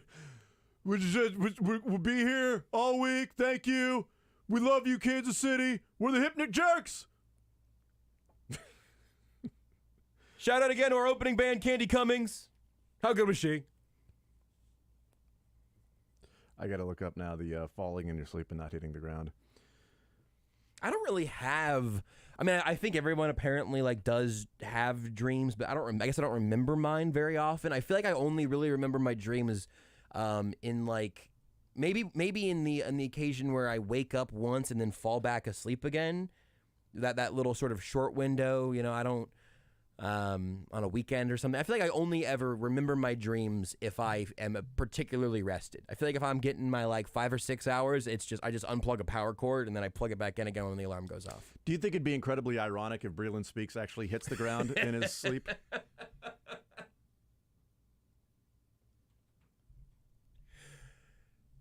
Only on the ground in his dreams. Oh, dude, this text says Breland Speaks only exists in dreams. That's a great one. Oh, beautiful. Fantastic. Text says Jones has tweeted, "Thank you, God," 104 times since 2020. How many times since the contract dispute, though? A lot of That's what I wanna contracts know. in there. That's right, 104 times. That's 104 times he got paid since 2020, maybe. I don't know. Text says, "I've worn my Chris Jones jersey every day for 18 days straight. Please, Chris, I don't want to ruin your jersey with too much stank." Hey, you can still wash it and then wear it the next day again if you want to keep your streak up. I just want to offer that to you. There's now somebody sent me a picture, and it scrolls. I guess it's not a picture, but sort of a GIF scrolling of all the times Chris Jones has posted, "Thank you, God." Hilarious. Great, yeah. But this one, though, this one specifically is probably because he signed his contract, right? I think so. I mean, Yeah. you got to put it out there 100 and whatever times to kind of bring the concern level down, and then we knew when there was going to be a real contract-based "thank you, God." We knew it was going to be on August 17th. I like how somebody tagged Katie Camlin in that and said, "Hey, you got a scoop for us?" Has anyone at Arrowhead bought any celebratory champagne recently? Like since the parade? Somebody ought to. Somebody ought to just go get a Bud Light or something. I don't know. Just love the responses to this. New contract? Let's get another Super Bowl back to back. Veach reading this, rubbing his hands. Pen emoji, paper emoji. Thank you, God. It's got to be about that. You signed, didn't you, Chris? I will go out on a limb and I will say that when this news breaks, it will not be broken by Chris Jones. That will be my hunch. Text says, what is it? Is it good news, bad news? You guys ever have recurring dreams? Like once you, I mean, like I don't know. at all. I don't think so. I Oh, ever yeah. really have. Oh yeah. Tell us about your recurring dreams, Drake. Is your recurring dream of Chris Jones signing his contract, Josh? That's my waking dream, and then I fall asleep. I have a nightmare, and a clown chases me while Chris Jones plays for a different football team. I used to always have the same radio dreams. Used to always have the same acting dreams. Now it's the location is the same. I'm in a house, and I'm like, oh, there's extra rooms here. I have that one all the time. Oh, interesting. That's because you're empty nester. I said that empty nester kind of thing. Like, Oh no, I've had or- that dream since I was little. Oh, interesting. Okay, well, you didn't have kids at the house then either, so. Did No. do the empty rooms make you anxious? No, I'm just like, oh man, I forgot this was here. How great! You're excited Yeah, no, about I've the got, empty I've rooms. got more room for more crap. Yeah. Okay. And you wake up and you're so disappointed, it turns into a nightmare. Oh, that room's not there anymore. Dang it. The worst was when you were in high school and you dreamed that you were dating the girl you had a crush on. And then you wake up like, no, what? Oh, darn it. That's not real. I knew that wasn't. It was too It's not real. I just want to go back to sleep, man. Life was so good then. It was great. Never broke my heart, nothing. It was great. We got married. Put me back! Put me back. I want to Ed. go back! Text says, Chris Jones tweets something that he usually does, acts completely normal. Chiefs fans, oh my God, the contract! We are back! Oh my God, they extended him! It's great. Well done, Michael Garcia Stan, on that response. That's the Twitter. That's not actually Michael Garcia, Michael Garcia. How classic would it be if Veach and Jones walked in together to Katie Camlin's store and made the announcement there? That'd be great. I thought that'd be fantastic. We'll take some Dom Perignon, please. Two Dom Perignons, please. That's what we would want. And one for the road. If the Chiefs tweet out with no other context, thank you God, or more accurately, the Katz brothers tweet out without any context, thank you God, then I think we're onto something. I'm gonna have to tweet them a screenshot or text them a screenshot and say, "What does this mean?" Hey guys, can you What does it mean? decode this for us, please? What does it mean, man? All right, 913-912-4810. Seth Kaiser had an interesting breakdown of King Felix and Udike Uzama, who got some reps in the game, had some highs, had some lows, and looked good in some elements there. And he was in as a pass rusher, specifically on 3rd and 4 and 3rd and 8. One of my takeaways is that I kind of feel like Steve Spagnuolo, Joe Cullen, view him as, at minimum right now, they feel like they're going to get something from him as a pass rusher. Mm-hmm. So is he out there? Amenahu and Karlaftis are starting defensive ends. Okay. First team's out there, 3rd and 4 or 3rd and 8, the first drive. Felix is on the field, pass rusher. Next drive, still Amenahu and George Karlaftis, 3rd and 4. Felix is out there, pass rushing. Next drive, it's the second team defense. Joshua Kando's out there, along with Malik Herring. Then eventually we get to FAU. So 3rd team defensive end right now, but first off the bench in rushing the passer with Chris Jones out and Amenahu sliding down. But even if that was the case, it was Malik Herring that slid down to defensive tackle. If you take Herring off the field and put Chris Jones on the field, that would make sense as to what your passing lineman would look like in obviously passing situations. George Karlaftis, Charles Amenahu, Chris Jones, and then Felix and Udike Uzama. Let's hear from Joe Cullen, if we can, on FAU and what he has seen from Felix in camp and even in the first game of his career, preseason number 1. I tell you, he's really progressing every day. You know, Felix is one of the younger guys in the draft. He's 21, but he had 34 snaps the other night. He had some really good pressure, a couple of hits on the quarterback. He's playing the run better. He's just going like that every day. So what are your expectations for him? I think we got to get him ready to play, and I think he's really going to help us. I think he'll be in the rotation. He's a good pass rusher, but he also can play the run well, and he'll work his way into a rotation. Right now, I'm not worried about how well he plays the run. As it stands right now, if some injuries happen, the first 6 weeks, we know right now Amenahu's not going to be there. Maybe he's going to peel and it drops down to a certain number of games. But right now, there's 6 games. I'm looking at FAU as a pass rushing specialist And that's what this team needs if we're talking about what are they missing on the defensive line? Well, put pressure on the quarterback, get after the quarterback. They weren't able to do that against the Saints. They had all day to be able to throw. Spagnuolo was bringing blitzes. I like that from FAU. That specifically, that's what he can bring to the table. And you and I have talked about how, the different skill sets. Like the Chiefs have spent a first-round draft pick on defensive ends the last 2 years. They have spent second-round draft picks on wide receivers the last 2 years. And those individual positional players are different than the other. Very. Rice and Sky Moore are different. Karlaftis and FAU are different. And maybe that's part of the whole plan of just building different skill sets. They needed an overall 3-down lineman as a defensive end, and they went with Karlaftis last year. They need pass rushing help, and they went with FAU, who hopefully can also grow into somebody that can set the edge. And he had a couple of good run reps over the weekend. But to me, it's like at minimum, like at the beginning, like I feel pretty good about the few things I saw from FAU in the game against the Saints. We'll see against the Cardinals as he continues to progress. But he also admittedly was so far behind that if this is what he's starting to look like, maybe he's going to pick it up even quicker. And I know, again, much to the chagrin of like Shane and a couple other K-State fans, the I'm behind thing were in Felix's own words as he was getting up to speed here. Yeah. This is the time. These reps are way more important than the OTA reps that he was missing originally, but it put him behind the sticks a little bit, getting up to speed in camp, and it's another good reason for him to get as much work as he can in the preseason, within reason, of course. But what he showed, and even when it was against that third team, some of the techniques, some of the specifics that we can get into, that flashed against the third team guys that you assume he's not going to go up against a third team left tackle very often in a regular season game.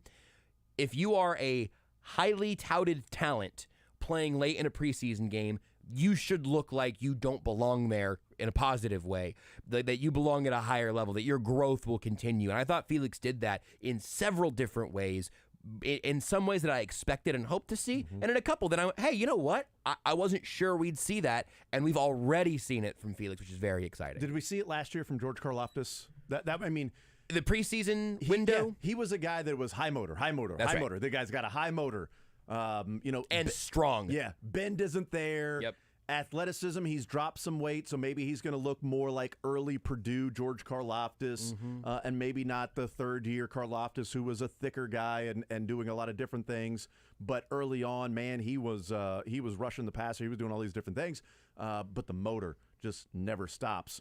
And I think early on in the regular season, we saw that, but we were also seeing it because he had so many reps. He was out there for almost every single play. So if he struggled here or there, sort of dismiss it because he's a rookie. But when he flashed, it's like, okay, there you go. And a lot of it, I remember being flashes of, boy, that guy just did not stop working.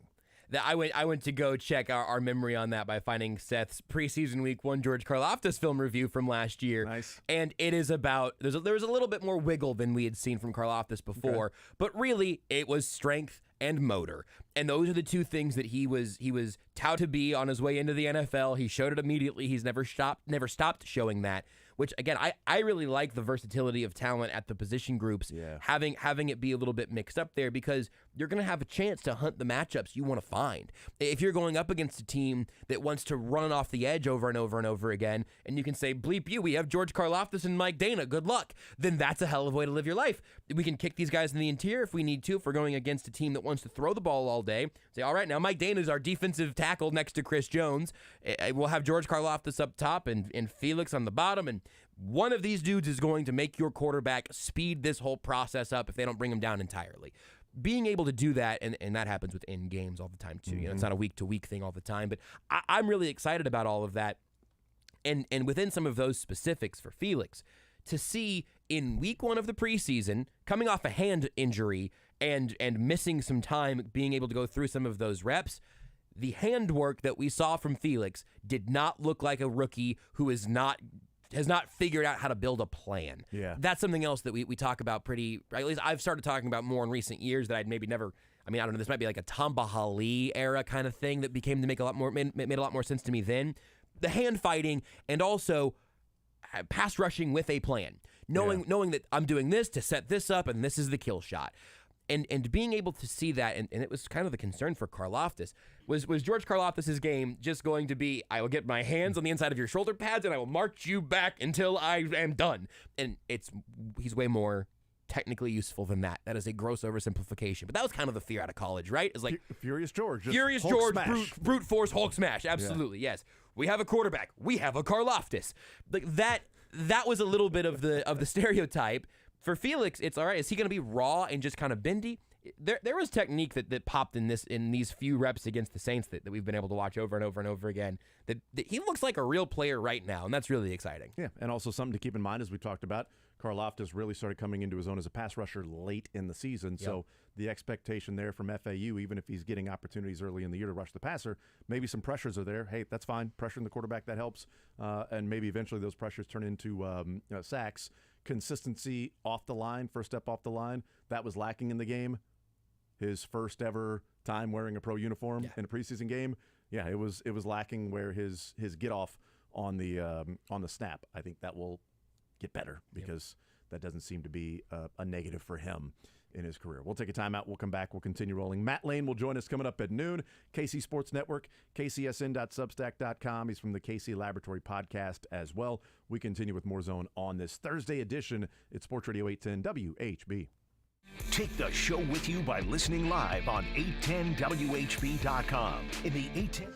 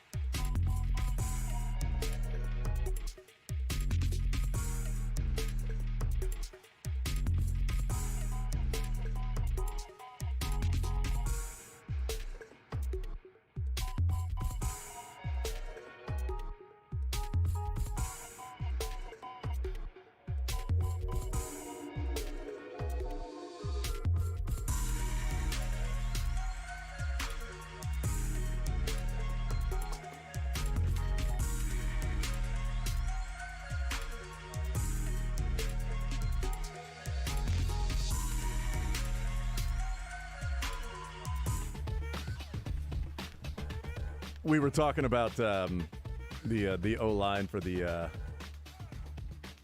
Jets earlier in the hour, and one of the tweets from yesterday's practice popped up on ESPN, yesterday's Jets Bucks joint practice on the issues with the offensive line.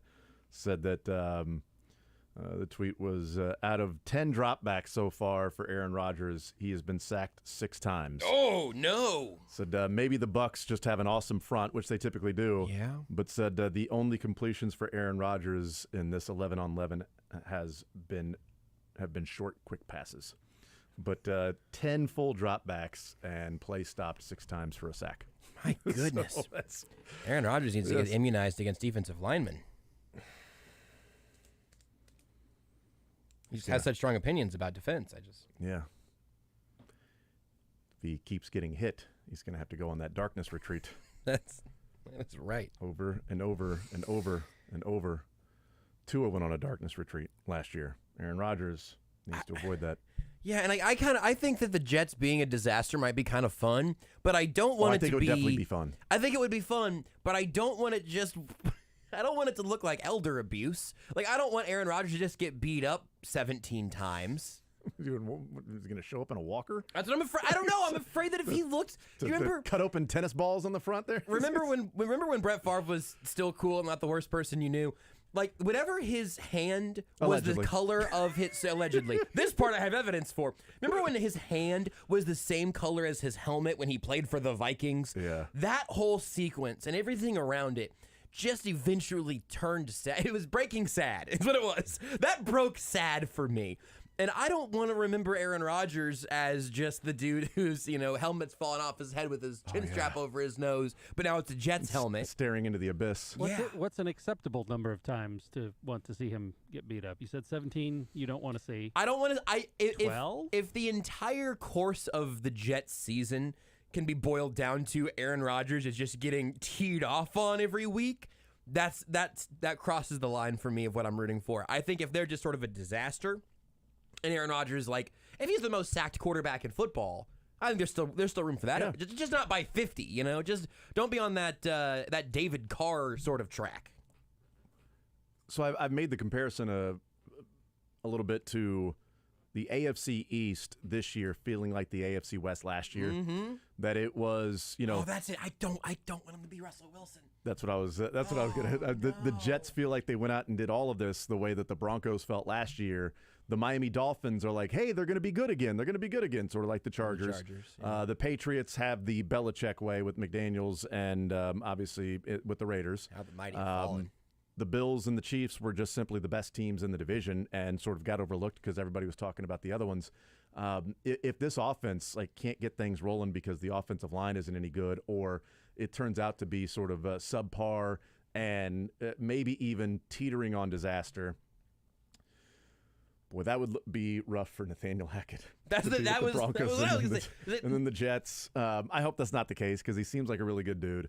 And it was a disaster last year. And sometimes there's a Peter principle that happens in life. And, you get to that level. All right. Failed. Go back to a level you're really good at, but learn your lessons and maybe you get another chance down the road to be able to do that.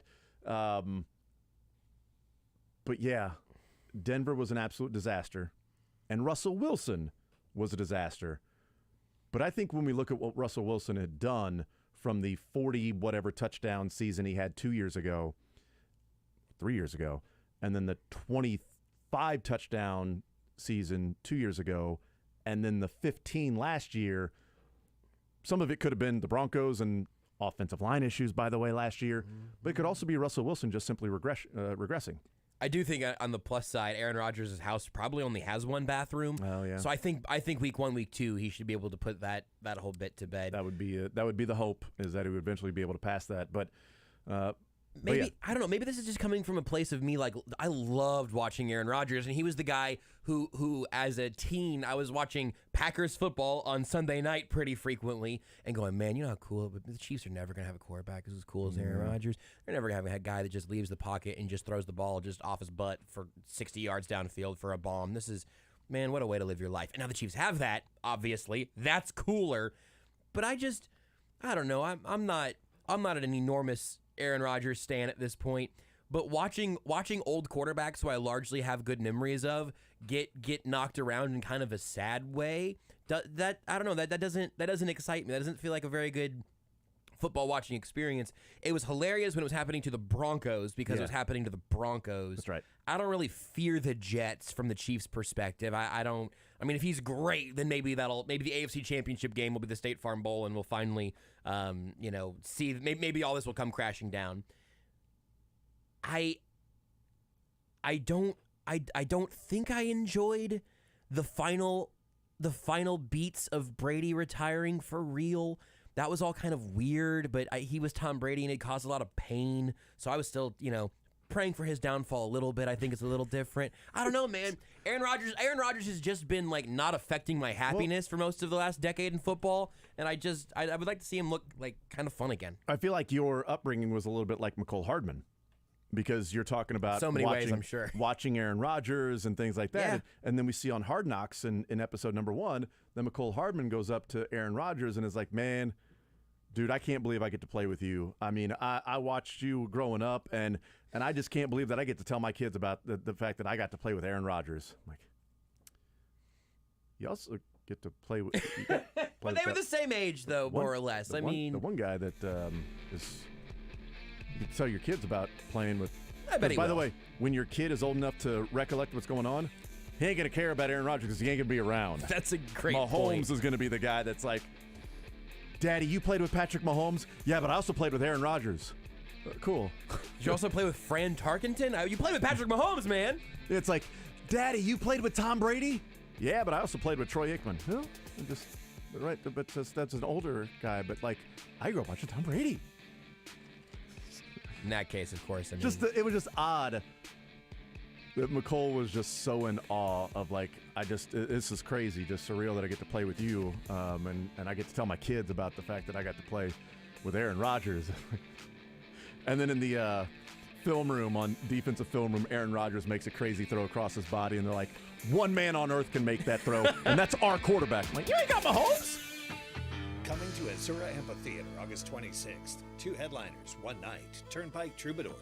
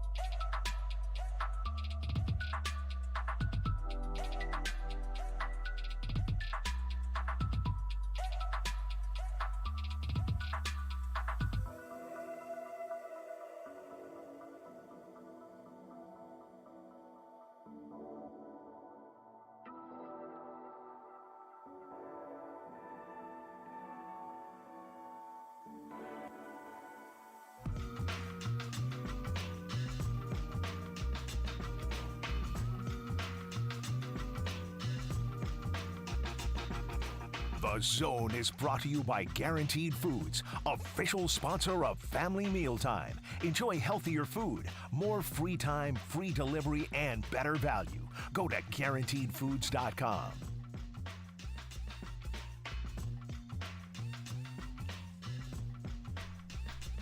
All right, we continue right here on Sports Radio 810 WHB. Jason Anderson with you. Josh Briscoe, Drake. We head up until 2 o'clock. Sports or leisure coming up an hour from now. We got $25 to Johnny's Tavern. We will be giving away in a little sports or leisure. Enjoyed some Johnny's Tavern with the family over the weekend. So you can also do that if you win. Sports or leisure, 913-912-4810. Let's talk some Chiefs football from KC Sports Network, KCSN.substack.com, and the KC Laboratory Podcast. Ooh. Matt Lane joining us here in the Zone. Matt, what's up, man? Oh, how you guys doing? Oh, we are doing just fine. We are doing just fine. Hope you're doing well. Getting ready for preseason game number 2. And how about that? It came and went. St. Joe is over. It's done. No more St. Joe practices this year. This preseason so far seems to be just trucking along. Yeah, it does. It seems like it flew by a little bit, and it's over now. And from the looks of, as chippy as some of the practices got and the way some of the stuff went, I don't think the players could not be any happier that time up in St. Joe has come to an end now. Yeah, it was odd that the Chiefs tweeted out Drew Tranquill yesterday walking down the hill before Wednesday's practice and going, 24 hours till we get to leave St. Joe. Woo! Like, it was odd that the Chiefs tweeted that out because it sounds like he just wants to leave St. Joe. Like, I just want to leave St. Joe. It's not about training camp. I just want to get the hell out of this city. Right? It was just weird. I know what the sentiment was of like, hey, they're close. They're getting ready to head back to KC. The guys are pumped and excited. But yeah, so this portion of the training camp is over now. They're all heading back to Kansas City. Travel day tomorrow, game on Saturday, off day Sunday, and then practice back at it again Monday here at the practice facility. Let's get into your sort of takeaways from preseason game number 1 before we look ahead and discuss some things that we may want to see in game number 2 and some other issues with the team or just overall topics with the team. But what were some of the takeaways that you had as you watch that preseason game number 1? Oh man, there's a lot of stuff I guess that goes into it. I think the first thing that stuck out was the Chiefs' first team, and this offense and defense. I don't want to say they weren't ready, but they clearly didn't come out and play as crisp or as clean as you kind of would have hoped. There were a few missed blocks on the offensive line with the first team. The first team defense really had a hard time handling the Saints' kind of just quick passing game, and nothing concerning. It's just you would have liked to see them kind of hit the ground running a little bit more, especially given you only saw them for 1 to 2 series. But that also said they didn't really get a chance to get their feet under them. It was the first game from a team that played, as much football as anybody last year. So it was nothing to be concerned about, but that's kind of what I noticed watching it back, especially, was just that I just don't think the first team on either side of the ball was necessarily playing as good a football as we've seen them all play before. It's interesting because Dan Campbell was talking yesterday at the press conference after they had their couple days of practice, and I don't know who they had their joint practice with, but he was talking about the philosophy behind having the joint practices as opposed to not. And he said, you just can't replicate the intensity that comes in practice that you get with these joint practices when you're playing against other teams, other players. The intensity is up a notch or two. Totally understandable. I get that. He's also not playing starters in the preseason. And so, we won't see at least we didn't last year, and we didn't last week see Jared Goff or any of those guys. So I don't know what this week will be for the Detroit Lions, what he'll do in game number 2, game number 3 in preseason. But I bring that up because game number 1, if he doesn't play his starters, would be against the Chiefs the first time those guys are out there when the intensity is jacked up a notch that isn't scripted. That isn't like, hey, we're doing this. We're working on goal line situations. Okay, we're doing some 7-on-7 over here. We're doing 11-on-11. And as the Chiefs get ready for the Cardinals and they get ready for, I don't even know who they have preseason game number 3. I'm week by week. I don't even look at the schedule there, Matt. I think that comes into the philosophy of where Andy Reid is like, no, we're going to play our guys during the preseason because it's an actual game and it's ratcheted up and it's unscripted and you can't just say, oh, nope, let's run that play again or whatever it is. And I think that's part of they came out a little sluggish, not crisp, not clean like you talked about. And maybe that's the first time that you see a team out there and it's ramped up the energy level. against the Saints. It's ramped up, and you didn't match that energy level of the Saints. Maybe the younger guys did, but the first team did not. And I would hate for the first time they had to match somebody's energy level to be September 7th, whereas I do think the Detroit Lions not playing starters, their first time out of the gates on September 7th against the Chiefs will be them in an actual game, putting the uniform on, dressing, and for 4 quarters trying to match that intensity. Yeah, I agree. And I know it's a popular thing with a lot of the newer, especially younger coaches, but even some other more veteran guys have got on the wave of not really playing stars or even just starters in the preseason. And I kind of generally agree.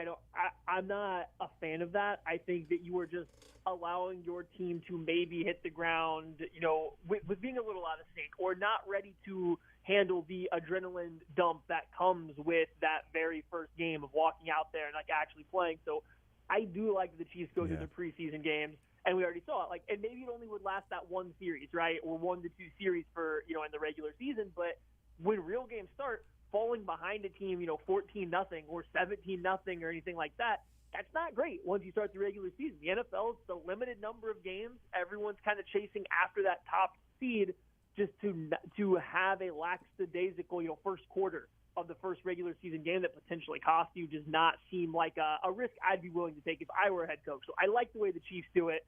I think they will look a lot better this upcoming week. Those, veteran guys, that first team people, I bet the coaching staff got on them. I think even Andy Heck, or no, it was Dave Tobe when he was talking yesterday after he talked about how their first team, and he said, I'm also talking about my unit, meaning the special teams unit, but the call out was just the entire guys, made some mistakes. They weren't playing as well as he knows they could have to start, and I think that might have been a message the coaching staff kind of had for the whole team after that Saints game.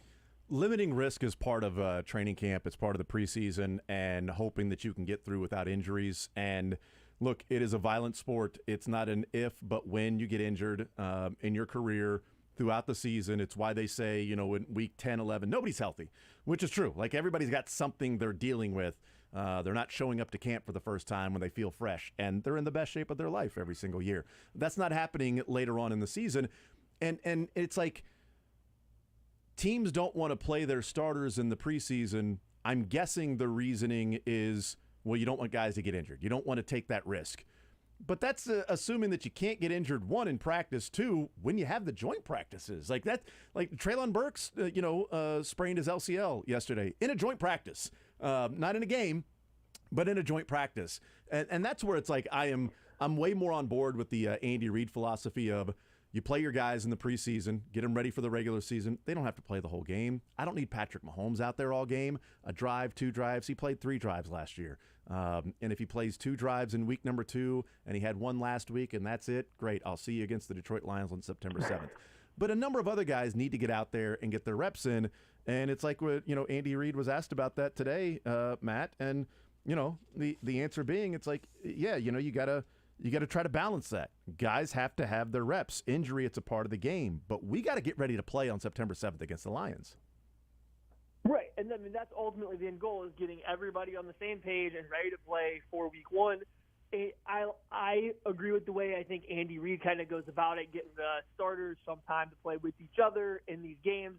It's not even so much trying to get on the same page on the field. It's just mentally preparing with the lights, with the real game atmosphere, with guys going 100%. And you can talk of, try to act like this joint practice between 2 teams is going to bring the same level of intensity, but it's not. You don't have a crowd the same size feeding off of it. You're not on TV. You don't have all these things working.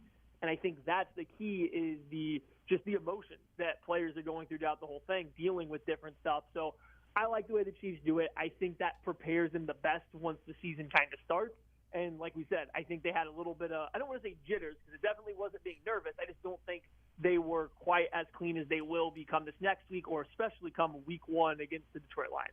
Visiting with Matt Lane, kcsn.substack.com, Casey Laboratory Podcast. One of the takeaways, along with the sort of sluggish start, is defensively not being able to put any pressure on Derek Carr.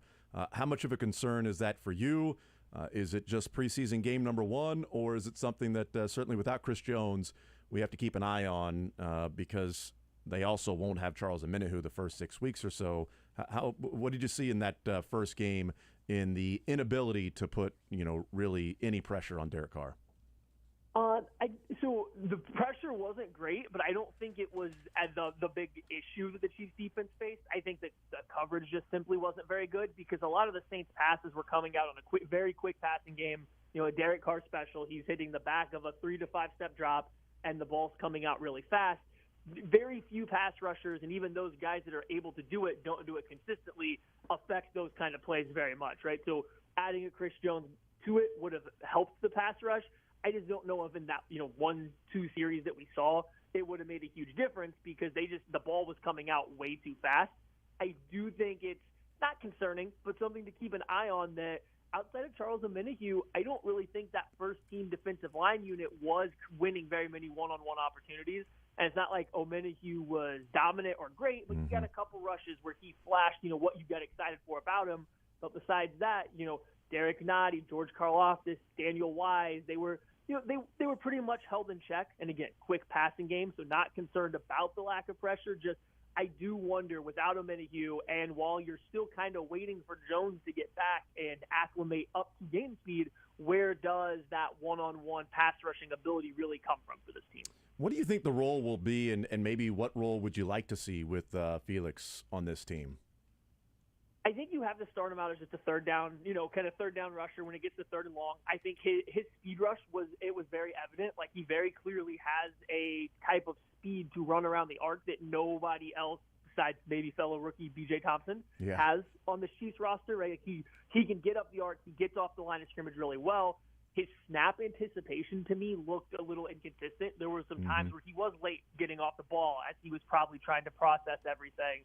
So I think it's kind of like a situational pass rusher to start the year. I will say it was nice to see him. He looked thicker. He was a very thin player at Kansas State. He just had a very thin waist, and it was something that stood out. His body type kind of looked more like a linebacker or even a stand-up, edge player versus a true defensive end. I think with the Chiefs now, he's probably added a little bit of weight or at minimum strength. He didn't look as small, and it was nice to see him look bigger and still maintain that speed. But I think it's going to be a while before you're ready to see him play kind of 3 downs. I think there's a little bit of learning to do against the run. Visiting with Matt Lane, KC Sports Network, kcsn.substack.com. Things that are going on in camp that we've been following and sort of watching and listening for and listening to. The secondary for the Chiefs has not been something that has been talked about a lot in terms of a concern because of what they looked like last year and an expected level of improvement from year 1 to year 2. But we heard Steve Spagnuolo last week or the week before talk about Jalen Watson and Joshua Williams, that, they've had an inconsistent camp so far, and, there's a higher level of expectation for them, but it has been up and down. And then Dave Merritt yesterday was essentially the coach's way of saying, not impressed with what we're seeing, in saying every day he wakes up and gets to practice hoping that somebody will take the job between Joshua Williams and Jalen Watson. And he said, sometimes those sophomore slumps, the guys can take a step back from what they did their rookie year to the sophomore. Sometimes when you win the Super Bowl, you take a step back and you don't have as great of a season. He said those two things are working against him, and maybe they read the papers during the offseason. It's certainly a couple of different coaches' way of saying they have not been impressed with what they are seeing from Joshua Williams and Jalen Watson, at least from a level of what they expected them to look like to show up to camp and to play like. What do you take from that? And is there or should there be a level of heightened concern with these two guys that one of them is going to be viewed as a starter opposite, hopefully and eventually healthy, L'Jarius Sneed, and then Trent McDuffie? Is there a heightened level of concern when you hear Spagnuolo and Dave Merritt say the things they're saying, specifically about Watson and Williams? Yeah, I think it was noteworthy to hear both those guys kind of recently say that, especially so late in camp. If that was something you heard during the first week or two of camp, or during the time where Nazeeh Johnson was running with the ones and Nick Jones was getting run with the ones, and then they come out and say that, all you take it as then early on is, they're giving everyone a chance to just showcase if they're going to come take this job. But now, this deep in camp, they know it's pretty much down to the same two guys that have already been here, right? And that's even what they're alluding to. And neither one of them has really put, I guess, their best foot forward in the coach's opinion to take that job from the other. So it's not great to hear. I'm not surprised, I guess, with Joshua Williams. I think Joshua Williams is a fantastic athlete and has a lot of potential at corner. But even through some of the training camp clips I've seen, it looks like he's still kind of making some rookie mistakes. It looks like there has been some zone coverage busts that have come probably from his side. It looks like there has been some issues at times where he's been in pretty good coverage, but just simply not even attempted to play the ball in the correct way. And these are things that he was doing in college or he was doing in last year. So it just doesn't seem like he's taken that next mental step. And for that reason, I had been leaning this whole time towards Jalen Watson being the third corner, but it sounds like the coaches aren't overly impressed with him either at this point. And I don't know what steps, it's not something that I have any clue as to what he has not done that they would like. I always thought he was relatively assignment sound, especially for, a day 3 rookie. So they are leaving something to be desired. And that's something to watch these next couple preseason games is, are they still kind of battling it out? Does someone take over? Or are they going to go through it like they did last year where, maybe for 2 series it's one guy, then the next series it's another, and they're just trying to kind of rotate them and play the hot hand because neither guy is really stepping up and taking that job. Yeah, I think the rep down at the goal line for Joshua Williams against Michael Thomas on the jump ball was great. Great play. And so I watched that. I'm like, all right, I liked what I saw from that. Absolutely. Long, lanky, athletic, showed what he can do. And there certainly is, the element of L'Jarius Sneed and what's going on with his knee. And he's missed a good portion of camp already, continues to miss practice, not going to play this weekend. That's certainly something to keep an eye on. And because if he's out, now you need both Williams and Watson. And then who steps up after that? They certainly seem to be excited about what Nazeeh Johnson was bringing to the table before his injury. And now it's like Khalif Halasi and Echo Boydo are the guys that may need to step up, and one of those guys might actually be able to make the roster this year. Nick Jones, who they like, quick twitch guy, and he's got the broken hand. So out of nowhere, like it's interesting, Matt, going into camp, it was like secondary were good. Wide receivers, I have no idea what they're going to look like. Kadarius Toney's injured. Oh, cool. It took all of negative 10 minutes before the wide receiver issue came to punch you right in the face and hit you with a bucket of cold water. And now as the training camp has gone on, it's like, hey, these wide receivers, man, feeling really good about the wide receiver unit. Secondary, I'm getting a little nervous about what the secondary is. Just what a difference a few weeks in St. Joe makes in our comfort level at certain positional groups. For sure. And, you hope L'Jarius Sneed's okay, but if he's not 100% or not consistently able to go, then the secondary that would, with him now have gone through 3 injuries kind of since camp started. 2 of the guys were kind of, with Nick Jones and Nazeeh Johnson were just kind of depth, but they were still making a push. They were still pushing the guys ahead of them to play better and be better or be at a risk of losing their job. Now you lose Sneed, you lose those guys pressuring a Joshua Williams or pressuring a Jalen Watson, and maybe that does settle in. I'm not saying it does, but maybe that settles in a little bit of complacency or feeling of safe, and now you have some guys not giving 100% all the time, or at least the coaches don't think they are. So it's a position group that we all entered this kind of season thinking it's a strength for the Chiefs, and now all of a sudden it's maybe not looking as strong as we would hope, especially if what the coaches are saying are something that we start seeing in game days, and that there is a little bit of a regression from a Watson, from a Josh Williams, and they're not playing as good as they did last year, and you get a non-healthy Sneed, that spells trouble. And I don't want to make a big deal over just one game, right, especially a preseason game, but Brian Cook and Justin Reid did not, I don't think, overly impressed against the Saints. I think both of them actually probably struggled a little bit, and they seemed like they were having a few miscommunications and maybe didn't look like they were, up to full game speed. There was a couple plays where Justin Reid just didn't seem like he was able to run with Juwan Johnson, I believe is the name of the Saints tight end. And so it wasn't a greatest showing for the Chiefs secondary across the board. You're getting a little bit of building concern coming from the coaches, so it's definitely something to keep an eye on for a position group or just a defensive unit as a whole that we thought was going to be pretty good. Visiting with Matt Lane, KC Sports Network, KC Laboratory Podcast. Jody Fortson is out for the season, placed on IR, and his season is done. He put out a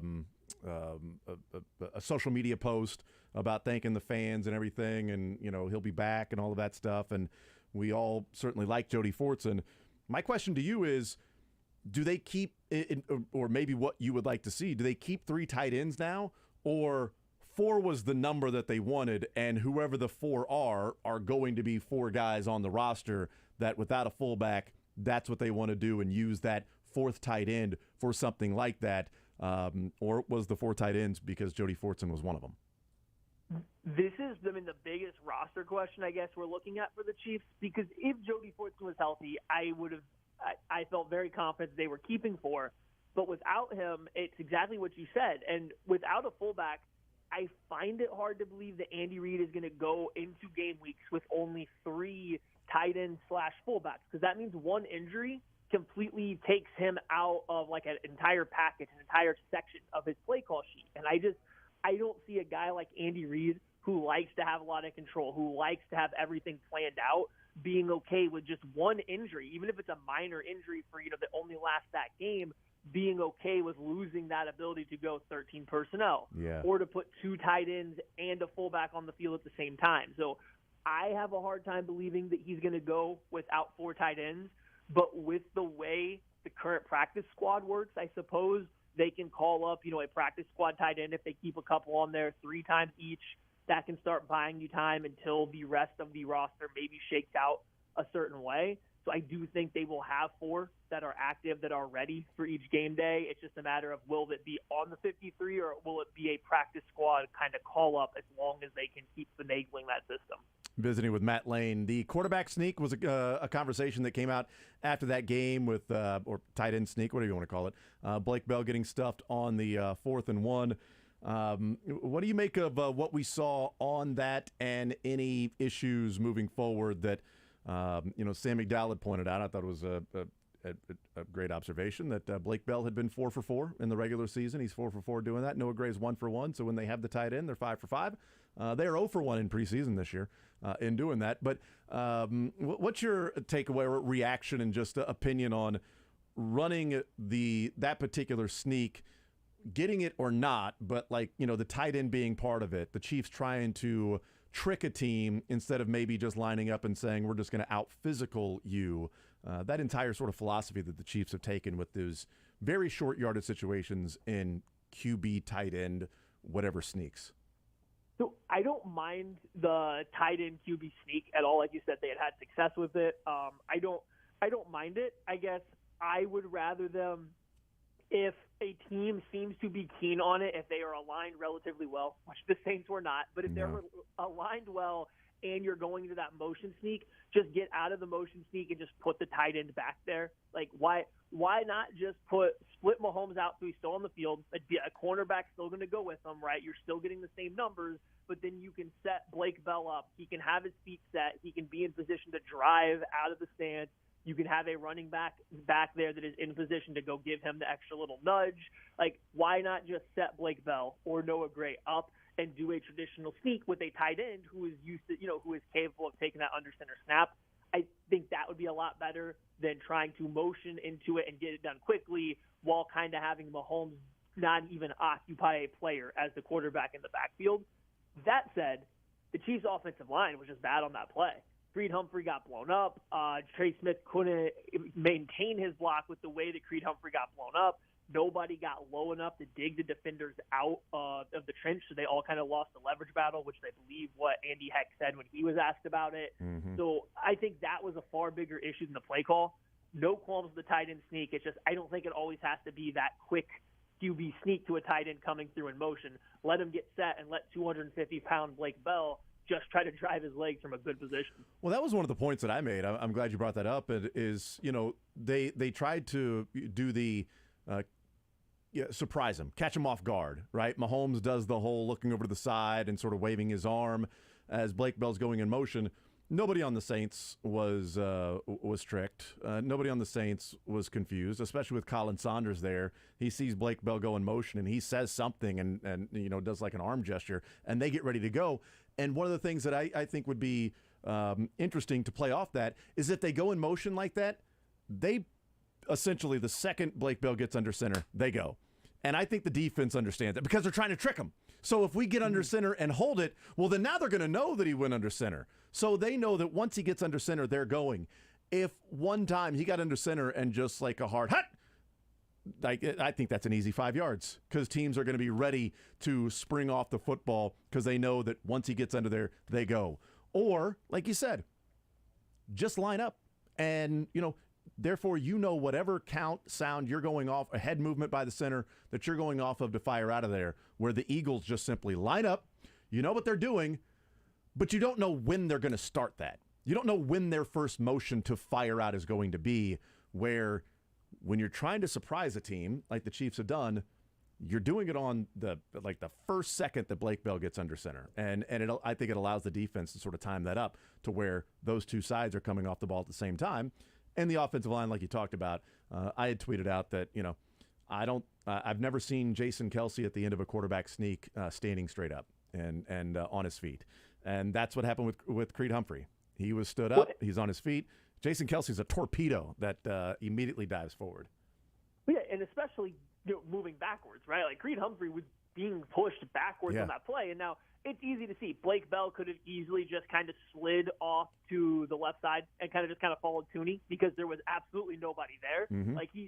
But he can't see that because he's coming in motion. You would like to think with the amount that they probably practice this and run this play, he can see the defensive line's alignment from there and locate, that weak point. He's also played quarterback before, so you would like to think that he would have already seen that. But I guarantee you he does see that if he aligns at quarterback and they're just lining up to run it, he's going to see that gap. So, I don't mind actually motioning in and going with the quick count or just then giving it a pause. Like once you don't beat them on the sneaky aspect of it, you don't catch them with their linebackers also not paying attention, and you're not just getting them all, caught on their heels, then just go ahead and take a second and reset with Blake Bell as the quarterback and just run a normal QB sneak, I guess, is kind of my belief on it. So concept is fine. Yeah. I just don't think it always has to be a super sneaky, trickery QB sneak. Just line up and run it with these guys, and then if it starts not working, then okay, just scrap it and go back to one of your other, third and fourth short plays.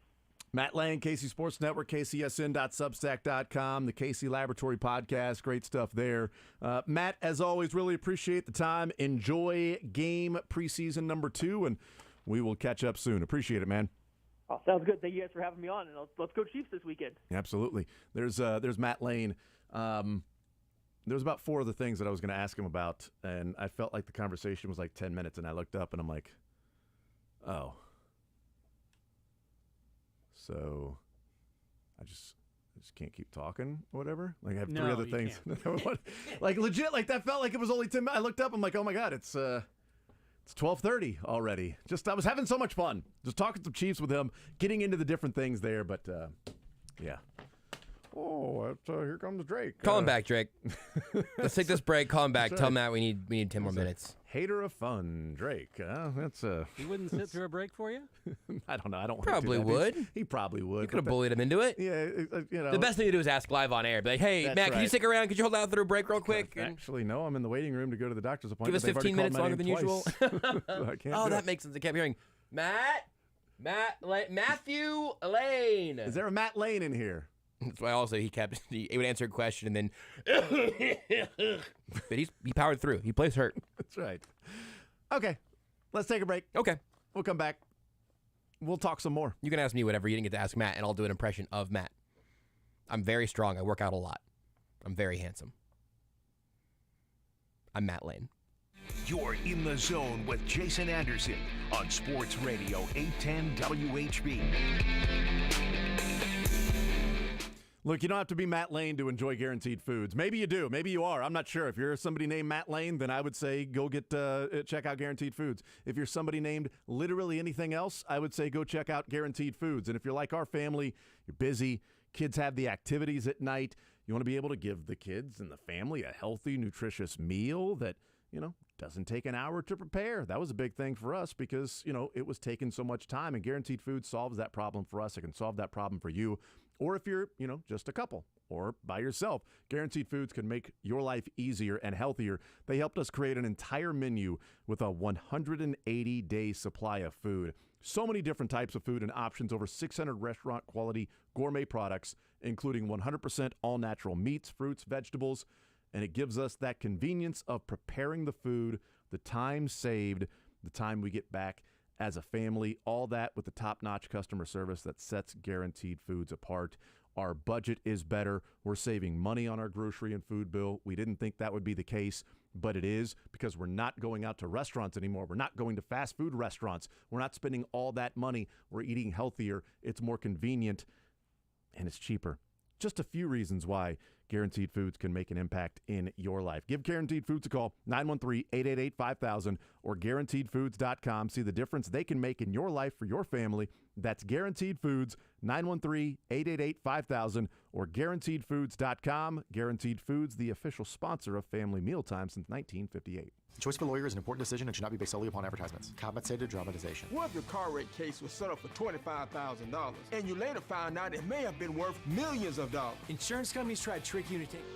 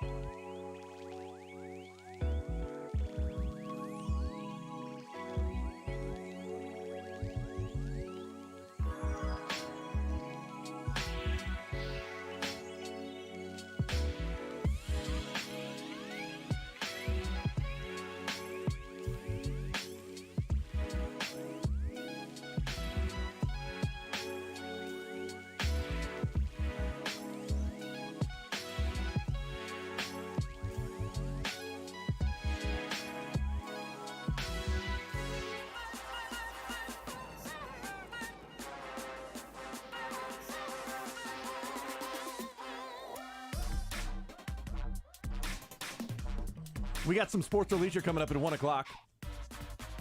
Give away $25 to Johnny's Tavern.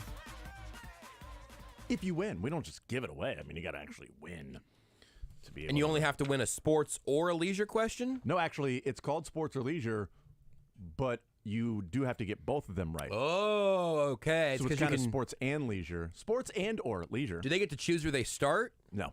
Oh. Nope, we just throw questions out to them, and they got to go rapid fire. Okay, well. I don't know why I call it sports or leisure then. It makes sense if it's like the opening question or whatever, but I'm not sure either. Saw this story from Yahoo Sports that is talking about week one against the Detroit Lions, and the most bet on game of the first week is Chiefs and Lions, which makes sense. It makes because sense. It's the first game of the season. It's Thursday night. It's the defending Super Bowl champions. But the story was sort of the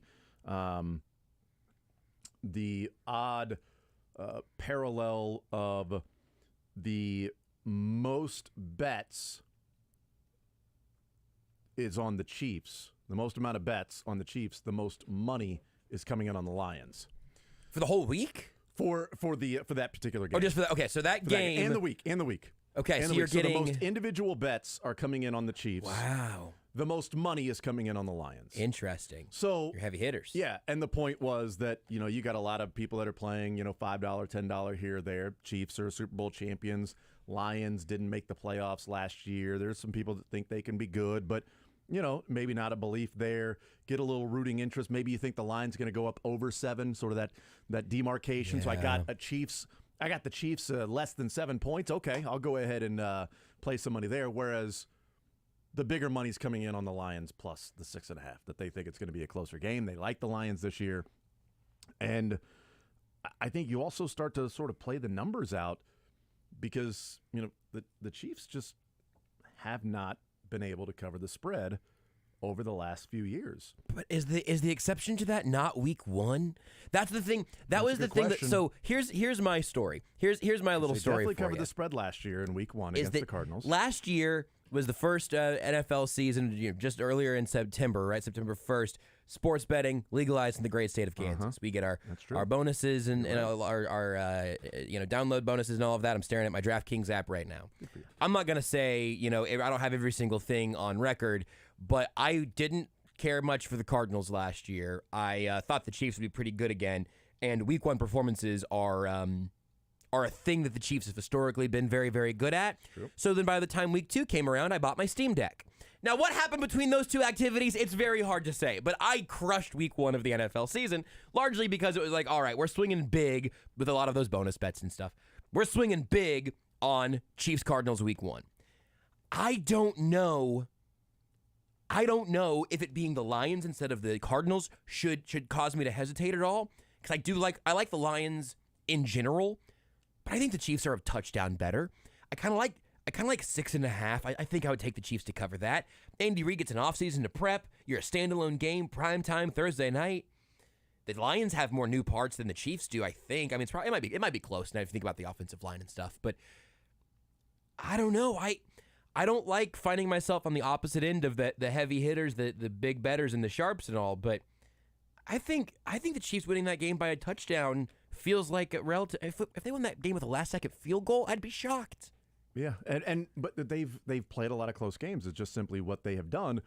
Although you talk about game number 1, it's a really interesting point because the Chiefs have only not covered the spread one time in Patrick Mahomes' years in week number 1. Ooh, okay. So 2018 they covered against the Chargers. Okay. 2019 they covered against the Jags. 2020 they covered against the Texans. 2021 they did not cover against the Browns. Okay. 2022 they covered against the Cardinals. So Chiefs-Browns 2021. They're 4-1. It was a 5.5 point spread. They won 33-29. They won by 4 points against that Browns team, and that line was 5.5. That feels a little bit like Chiefs-Lions, right? Yeah. The Browns are sort of an up-and-coming team. The Chiefs are coming off of the Super Bowl loss, but they've revamped their offensive line, and they're still, one of the favorites to win the Super Bowl. And they go in that game, and it was a struggle throughout most of that game. And they end up winning, and then they get the sack on Baker Mayfield at the end. And, Hughes makes a great play and tells everybody that I made a great play in the interception. But they didn't cover that one. They then covered last year pretty easily, but they're 4-1 in Week 1 games with Patrick Mahomes as a starter against the spread. Against the spread. I don't want to I don't want to kick a man while he's down, but in that game, Clyde Edwards-Helaire had 14 carries for 43 yards. His longest run went for 9. Is that good? No. If you take away that 9-yard run.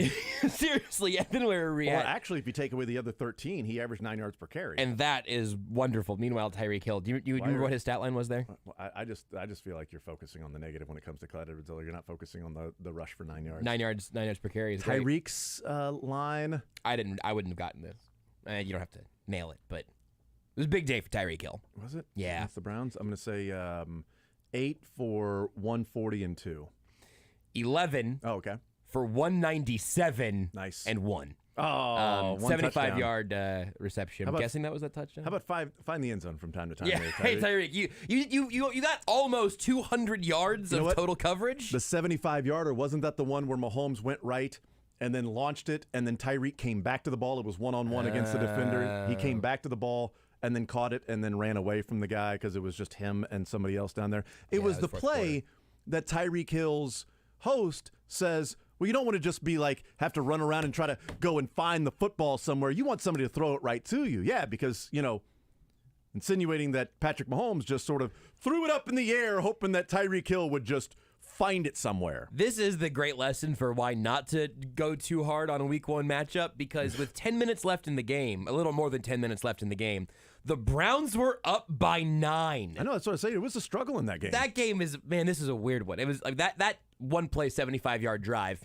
for the touchdown to Tyreek Hill. First play of the drive. It took 14 seconds. Do it in 13. I mean, come on. We're beyond 14 seconds. What now. Is this, Bobby Witt home to home? Exactly. But that got them within 2, and they had to go score again, and they didn't get the 2-point conversion. That's your weird scoring thing. I was thinking, why is it 33? They take the extra point there. It's 34-29, and it's 5 point. What was the spread? 5.5. 5.5. So it if wouldn't they matter. Converted the if two. they convert, they cover the spread.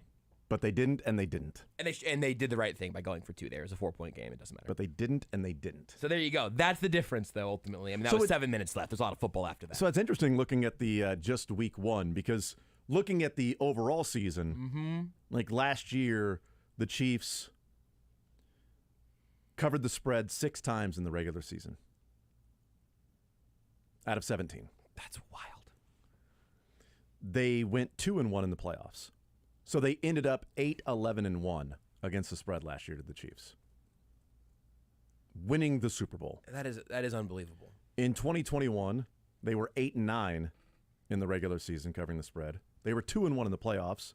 They ended up 10-10 in the course of that season. 2020, they went 7-9 in the regular season against the spread, 1-2 in the playoffs, finishing 8-11. Year before that, they were 12-5 and 3-0 in the playoffs. But the last 2 years, they've been like for that last 3 years, they've been like the biggest public favorite in football, right? I mean that's what I think that's essentially telling us. 26-32-1 against the spread. The Chiefs have been in the last 3 years total, including the playoffs. And in the playoffs, they've been 5-4. The last 3 years in the playoffs covering the spread. And the book's goal is for that to be 500 for everybody, right? Like you want every team to go 500 against the spread, more or less, right? You want to get even money, but I'm simplifying.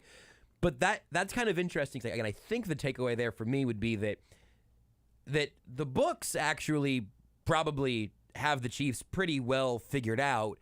But if the public continues to bet on the Chiefs when that line still creeps in the other team's favor, they're going to just keep letting that line move. The Chiefs won't cover it. They'll win the game and win the Super Bowl and continue to build that dynasty. But that's kind of interesting. And I think what we see is whether it's Vegas adjusting or people just simply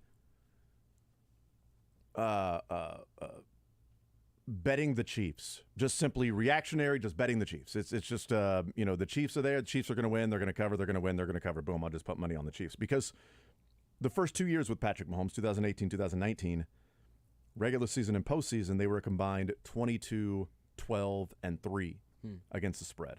Interesting. Last 3 years, they're 26, 32, and 1 against the spread. That's been, it's flipped. Right. They're 6 games under 500. They were 10 games over 500 in just those 2 years. And I think part of it is just Place money. I got some money on this week. Well, I'm going to put money on the Chiefs. Chiefs are going to cover. perception, It's exactly. It's only a 5-point game against that team. Yeah, the Chiefs are going to win by probably 14 points. Boom, Mahomes has to money on beat it. Jared Goff by 1 touchdown. Yeah, free money. And then the line moves. Yep. And then, but they have played a lot of close games too. So I mean, it's not just where the money coming in or the amount of bets coming in. It's just simply the Chiefs have played a lot of closer games. I actually thought 2021 would be a little worse than it was. No, excuse me, 2020. I thought that would be a little worse than it was because coming off the Super Bowl, then it was the run it back, and that season felt like they were just going through the motions. They ended up being like 14-2 or something like that, and it was like, oh, they kind of just were going through the motions, and then they lost in the Super Bowl. Because of injuries to the offensive line. But they kept having all those close wins and close wins and close wins. They went 14-2 in an incredibly stressful year. Yeah, but they ended up being 8-11. I thought that was going to be a whole lot worse than what it was. Because this last year, in a motivated year, in a we're going to prove everybody wrong year, they were 8-11-1. And they were 8-11 in 2020. Like it's interesting, just sort of that part of it. That felt like they were going through the motions and the same record essentially against the spread as this year when it felt like they were motivated, determined, and they're going to prove everybody wrong. And Mahomes is on a Bleep U tour going to win his second MVP. And he did. And they won the Super Bowl. But that's also why a lot of the money would make sense coming in on the Lions because the Chiefs have not been covering. But they do in week 1. I think I like my Chiefs minus 6.5. I think I will never bet the Chiefs money line in any game against an AFC South opponent. I think that's my rule. Yeah, boy, I would like to know what that need to go through and just take out the AFC South numbers. Turns out Chiefs undefeated when they don't play the AFC South against the spread. We'll take a timeout. We'll come back, wrap up this hour next. Want to see more of The Zone? Watch the show live on the Sports.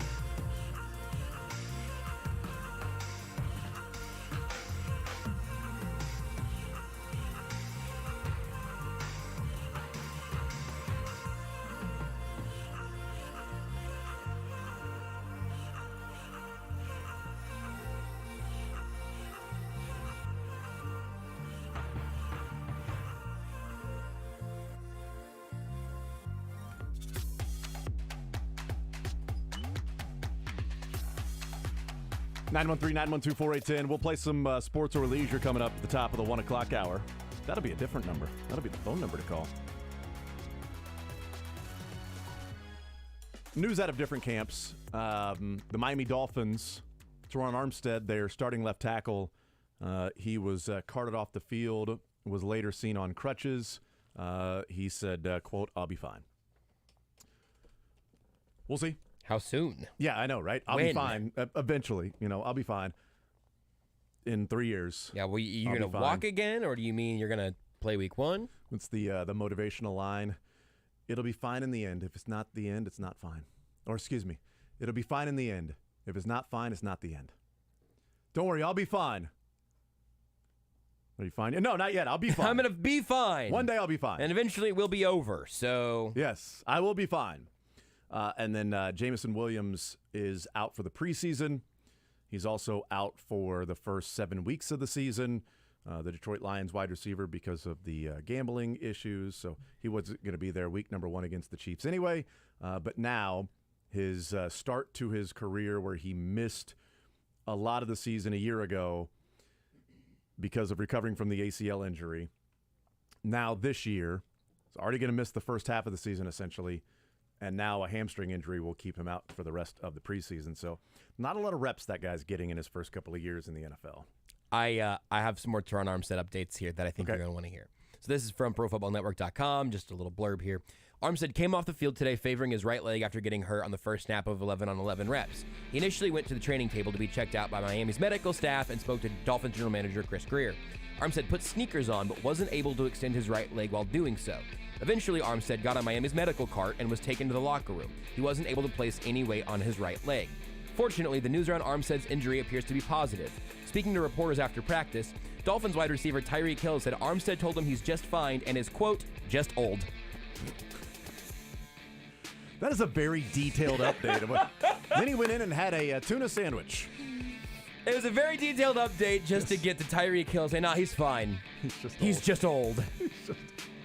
Which, could be. So there you go.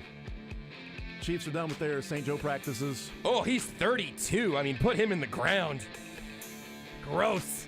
Why even continue existing? You're that old. Ugh. Hey, it's Bob with Culligan Water.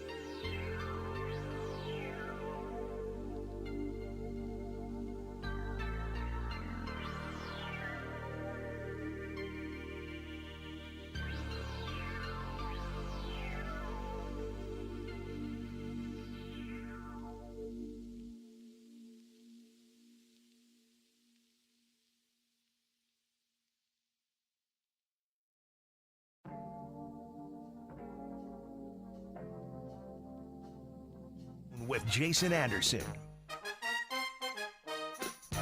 That's right, a little sports or leisure, 913-381-810-810, 913-381-810-810. Having some fun here, wrapping up this Thursday edition of the show. It's presented by Johnny's Tavern. $25 to Johnny's Tavern is yours. If you get a sports question and a leisure question right, you win. Either of them wrong, you lose. Johnny's Tavern, the best sports bar in Kansas City, 10 area locations, along with Lawrence and Topeka. We went to the one over the weekend up in Parkville, up north, 435 and 152 area, and enjoyed a little Johnny's Tavern there. Had the Espinachos.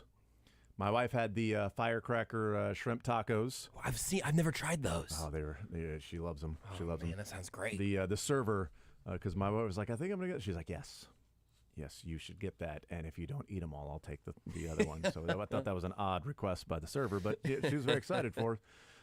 And then we got some Wilson wings at the table. Mm-hmm. Brother got the fish and chips. Like, yeah, we had the we ran the gamut on that thing. So it was awesome. It was good to be there at Johnny's Tavern. It had been a while since we had gone, so it was nice to get back there. Got a little Nuke LaLoosh last week at one point, went out there. So they also got to have a little Nuke LaLoosh for breakfast the next day. Oh, it's so good. It's so good, man. Oh, it's so good. I think the one in my neighborhood's getting ready to reopen. I'm excited. Nice. Oh, yeah. All right. Yeah. You want us to come with you, Drake? Have like a big sort of reopening party, or just want to hang out at a Going Johnny's? away party of some kind. That'd be good. Thanks for the last 5 months kind of party, something like that would be good. We could definitely do that. Yes. Thanks. Well, you know what, for the Drake? memories. I've got your first $25. If you want to go ahead and call in right now, 913-381-10-810, you get a sports question right, you get a leisure question right. I'll get your first $25 at Johnny's. And you know what? I'll get your second $25 to Johnny's. I got a pretty good shot at the sports question since he actually prints them out for me. It's a great point. That is a great point. I just gladiator it. Yeah, he doesn't. I don't have to give you the thumbs up or thumbs down. I print out the questions and answers for Drake. So, a lot of work ahead of time. A lot of work goes into this hour. Beards never cared, and then I never asked Drake what he wanted me to do. So, hey, Drake, going forward for you, should I print these off, or I'll start next week? Sure. Deal. The Beards never cared, I think, is just a general. I heard it when So I said accurate. it, too. Yeah. So accurate. Beards never cared. Fiend. You don't have to qualify that with anything else. All right, 913-381-10-810. Sometimes he texts me. He listens occasionally to and from his RIP Beards. from heaven. And every once in a while, I get a little bit of completely shocking feedback about because sometimes it's just like a Royals take, and it's every time Like it an actual take? scalds my eyebrows. Probably not Royals. Probably Chiefs. Certainly basketball. I get James Yeah. Harden takes from him all the time. Has he sent you one since Moore is a liar? No, I don't think so. Interesting. I'll have to double check the archives. You should definitely double check that. Speaking of Beards, though, my nephew said that he hears, when Drake talks, he hears Coach Beards from Ted Lasso. Whoa, okay, hold on. He was like, I hear Coach. He's like, whenever Drake opens up the mic and talks, it sounds like Coach Beards to me from Ted Lasso, and that's what I'm picturing as he's talking. Drake, can you? I don't have a line for you, but can you say something about the beautiful game, maybe? I don't know. It's that's total football. I hear it too. Do you really? I hear it a little bit Okay. now. I've always heard Drake as Drake, and I Yeah. see him talking, so I don't hear that because I see him talking, and I know that's him. Okay, I'm So gonna listen for that now. You should do it from now on. Huh? That's kind of interesting. I Yeah. kind of like that. I told my nephew he was dumb, so I was like, "You're the dumbest person." I don't even have a beard yet, kid. Yeah, he is. Yeah, listen, when baseball season is over, then he'll have a beard, idiot. Dumb. Kids are so stupid. He's got a 5 o'clock shadow right now. He doesn't sound like 5 o'clock shadow, Coach. Coach 5 o'clock Coach 5 shadow. o'clock shadow from Ted Lasso. That's just from Roy, Len Tasso. I think, right? That's right. That is. Oh, oi! All right. That you can't do any more of a Roy Kent impression on FCC airwaves. No. All you can No. do is oi. No. Oi. Whistle. Whistle. Yes.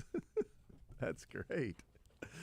All right, mark off our Roy Kent impression from the format. All right, so we knocked that out today. Very good. It's one of the most limiting impressions you can possibly do on clean airwaves. Perfect and also limited at the same time. All right, here are the categories on the sports side. We've got Royals trades. We've got Major League Baseball. We've got Chiefs training camp stars and Chiefs Hall of Famers. Those are the categories today.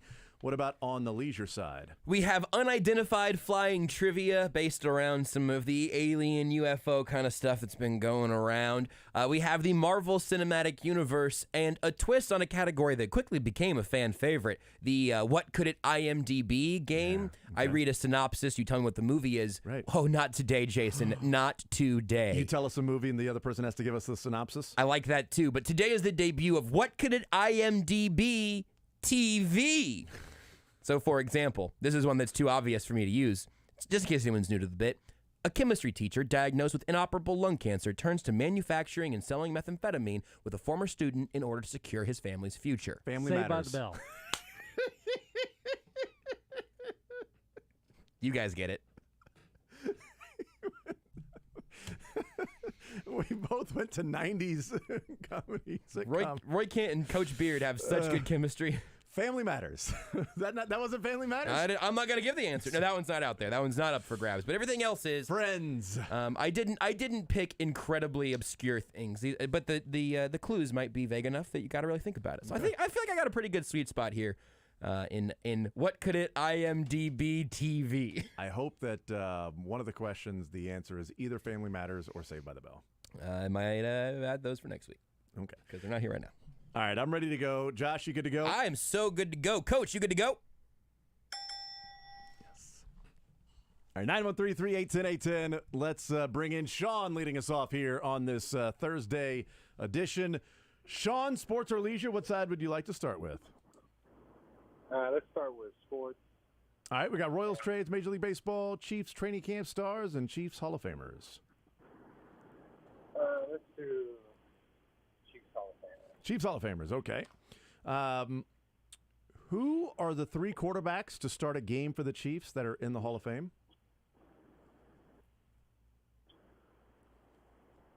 Oh. Three Hall of Fame quarterbacks have started a game for the Chiefs. Okay. So it's like the most obvious is going to be Lynn Dawson. That's one of them.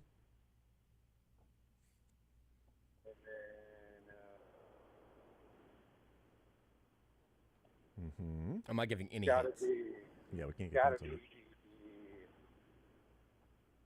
Warren Moon, I believe. That's another one. That's the one that I didn't think that I thought would be the toughest one. So you got the toughest one out of the way.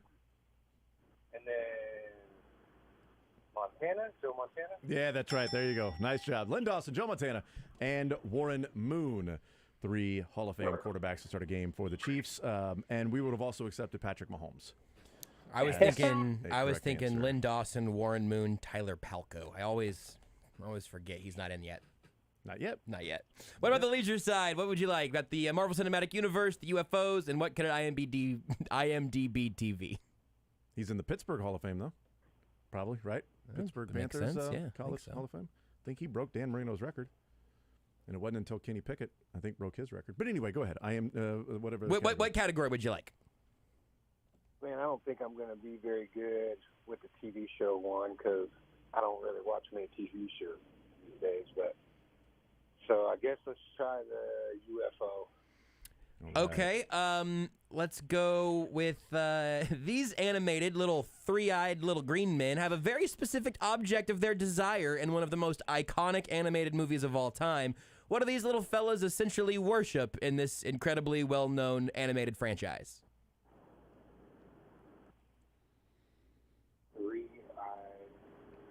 Three-eyed little green men.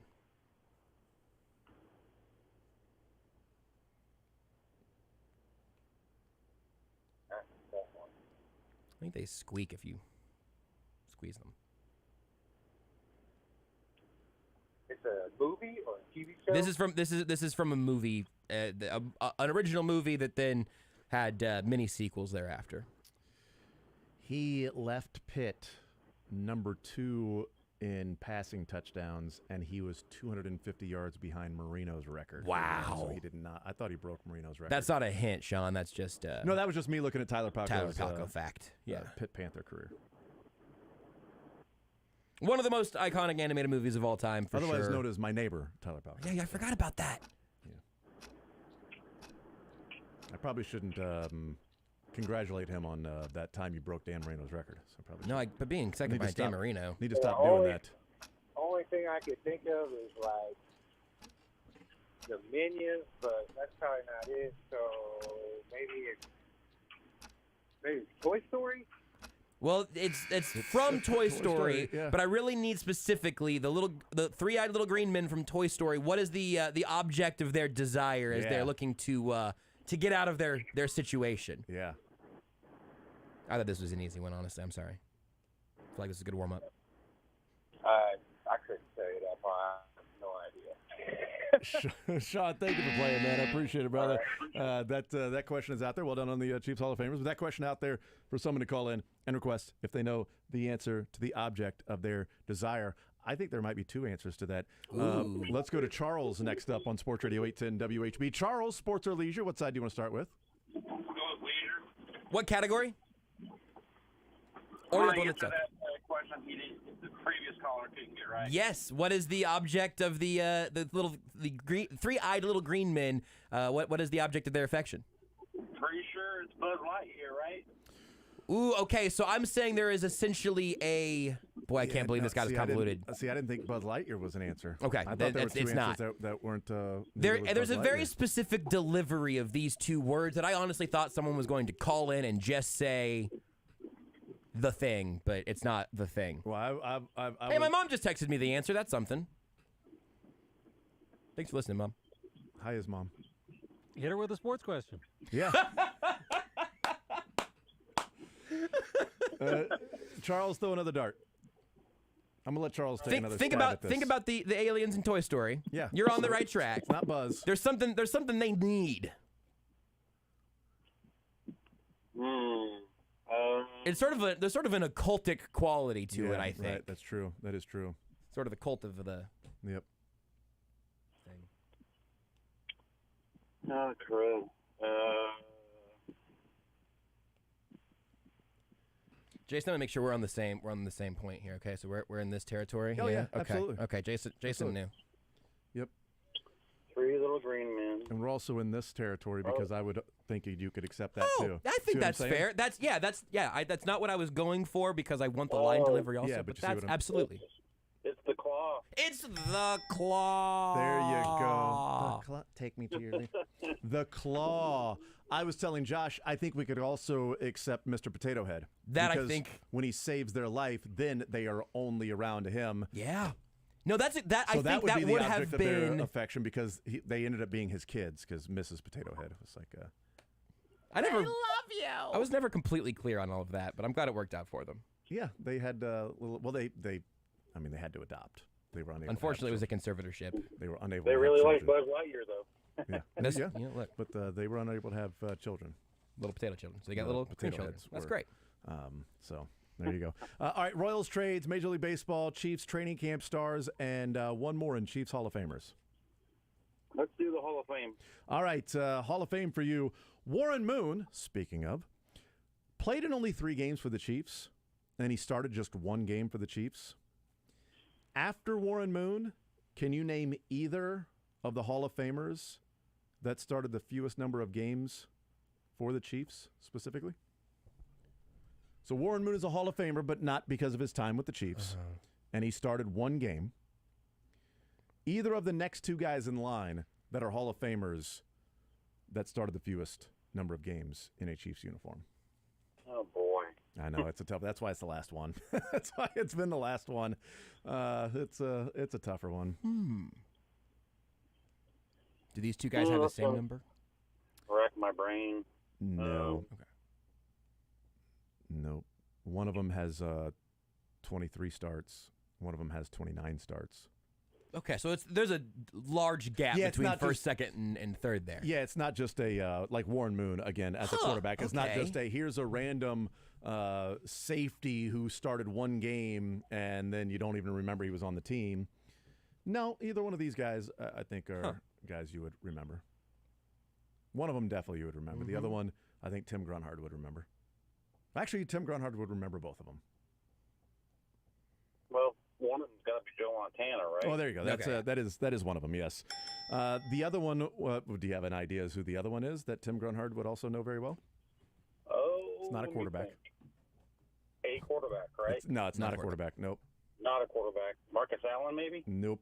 Mike Webster. No? Mike Webster was the other one who Tim Grunhard talks about his rookie year and what Mike Webster did for him in his rookie year. So Mike Webster, 23. So he's actually the second fewest. Warren Moon with 1. Mike Webster with 23.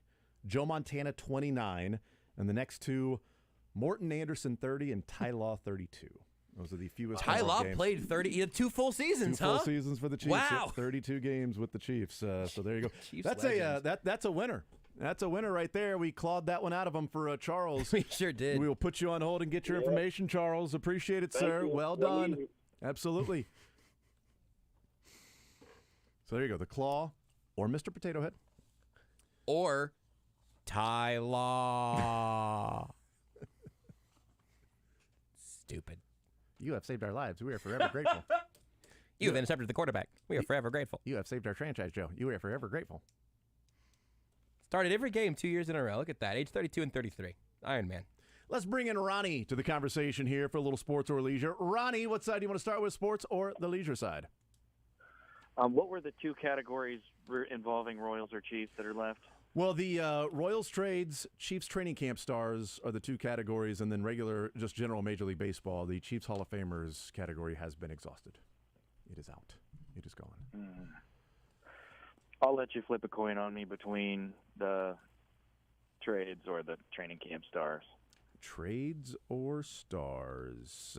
How old are you, Ronnie? I'm 40, but I didn't follow football until I guess the Dave Craig year. Okay, so let's go with this baseball one since you're 40. Who was traded with Zach Greinke to the Brewers? Royals trades. This player with Zach Greinke to the Brewers. We know it got back Kane and Escobar and Odorizzi, but the Royals sent somebody with Zach Greinke. Ooh. Were they good? No. It's just such a funny But it follow-up. was an everyday player. Yeah. Oh, man, this one. I will say that he played a position the Royals got back.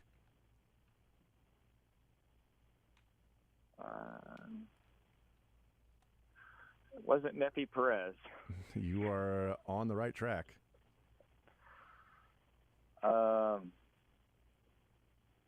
What year? That was like 20. That was 2010. 2011? 2010. Yep, 2010. Oh. No, it was December 2010. Yeah, it was in there. So it would have been for the 2011 season. He was after the 2010. He ended up playing. If Angel Barroa. He ended up playing again with the Royals too. And again for the Brewers. Yeah, he played with the Royals again after this trade. I should also mention that Jeremy Jeffress came over in that Odorizzi trade too. But in case you're scoring at home, the weed man. That's right. Played a I know position who the we Royals got back. I'm just trying to think of what we got. We got shortstop and then pitching. Mm-hmm. And in center field, Locane. but the first one. Yeah, I'm just trying to think who our shortstop was that came back. I don't know why this is blowing my mind here. Yeah, it's forgettable. I mean, I'll be honest with you. A couple of Eskies in that trade. Oh yeah, I like that one. Yeah, that's right. What was that clue that may not be a clue? No, it's a clue. A couple of Eskies in that trade. Yeah, that's right. Oh. And if you're at Iowa State, I was going to say, you if want you're to place a wager, you might have to go and face the law. if you're in school overseas, higher education. Oh, really?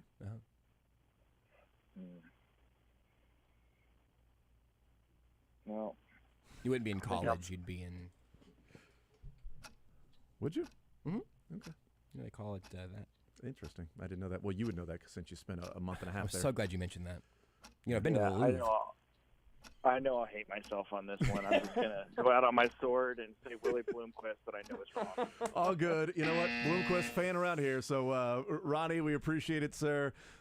Thank you for playing. And I'm assuming that I don't know. I shouldn't assume.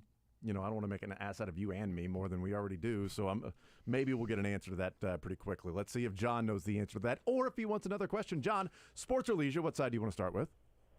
Hey, how's it going, fellas? What's up, man? I'll take the UNESCO Betancourt answer for 400. For 400, I like that one. Who was traded with Zach Greinke to the Brewers? Oddly enough, we do have a Unieski Betancourt question. So what are the odds of that? Yes, it was, as he said, 2 Eskies. 2 Eskies. And I said, Iowa State, you place a wager, you end up facing the law, bet in court. Well, that's a good one. Oh, and if you go to school overseas, instead of going to college, you'd go to uni. Oh, really? You call it uni over, like short for university. Oh, I uni. thought it was like short for uniform. No, uni. A COPA. Varsity. Okay. On the leisure side with Joshy. We've got, I hate that. We've got the Marvel Cinematic Universe, unidentified flying trivia. I know I shouldn't, as soon as I said it, no, I shouldn't have said that I hated that. And what can it IMDb TV? There we go. What category would you like? Let's go with the IMDb TV. I'll try that one.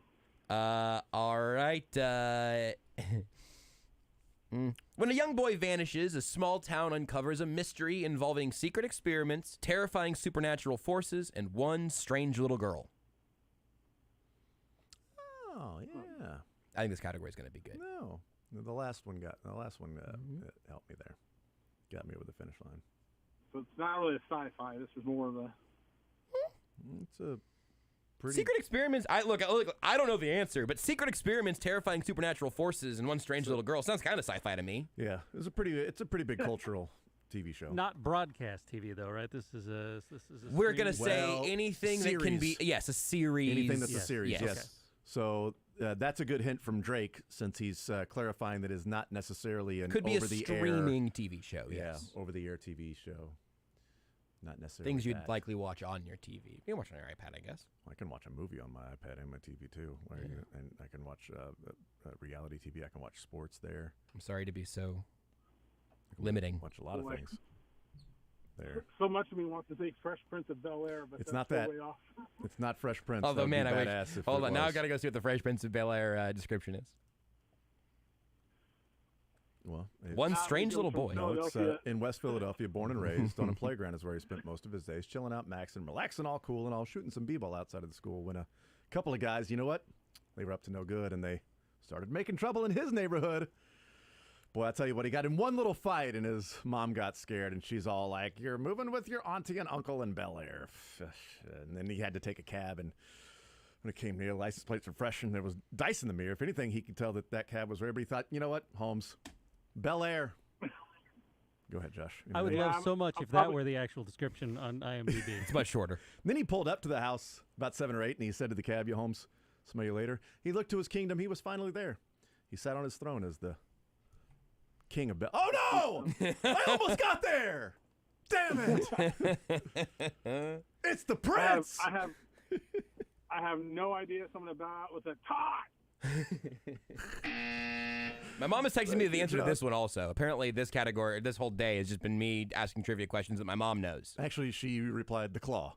She said the Claw, and then also this one, and also a streetwise poor young man from Philadelphia is sent by his mother to live with his aunt, uncle, and cousins in their Bel Air mansion.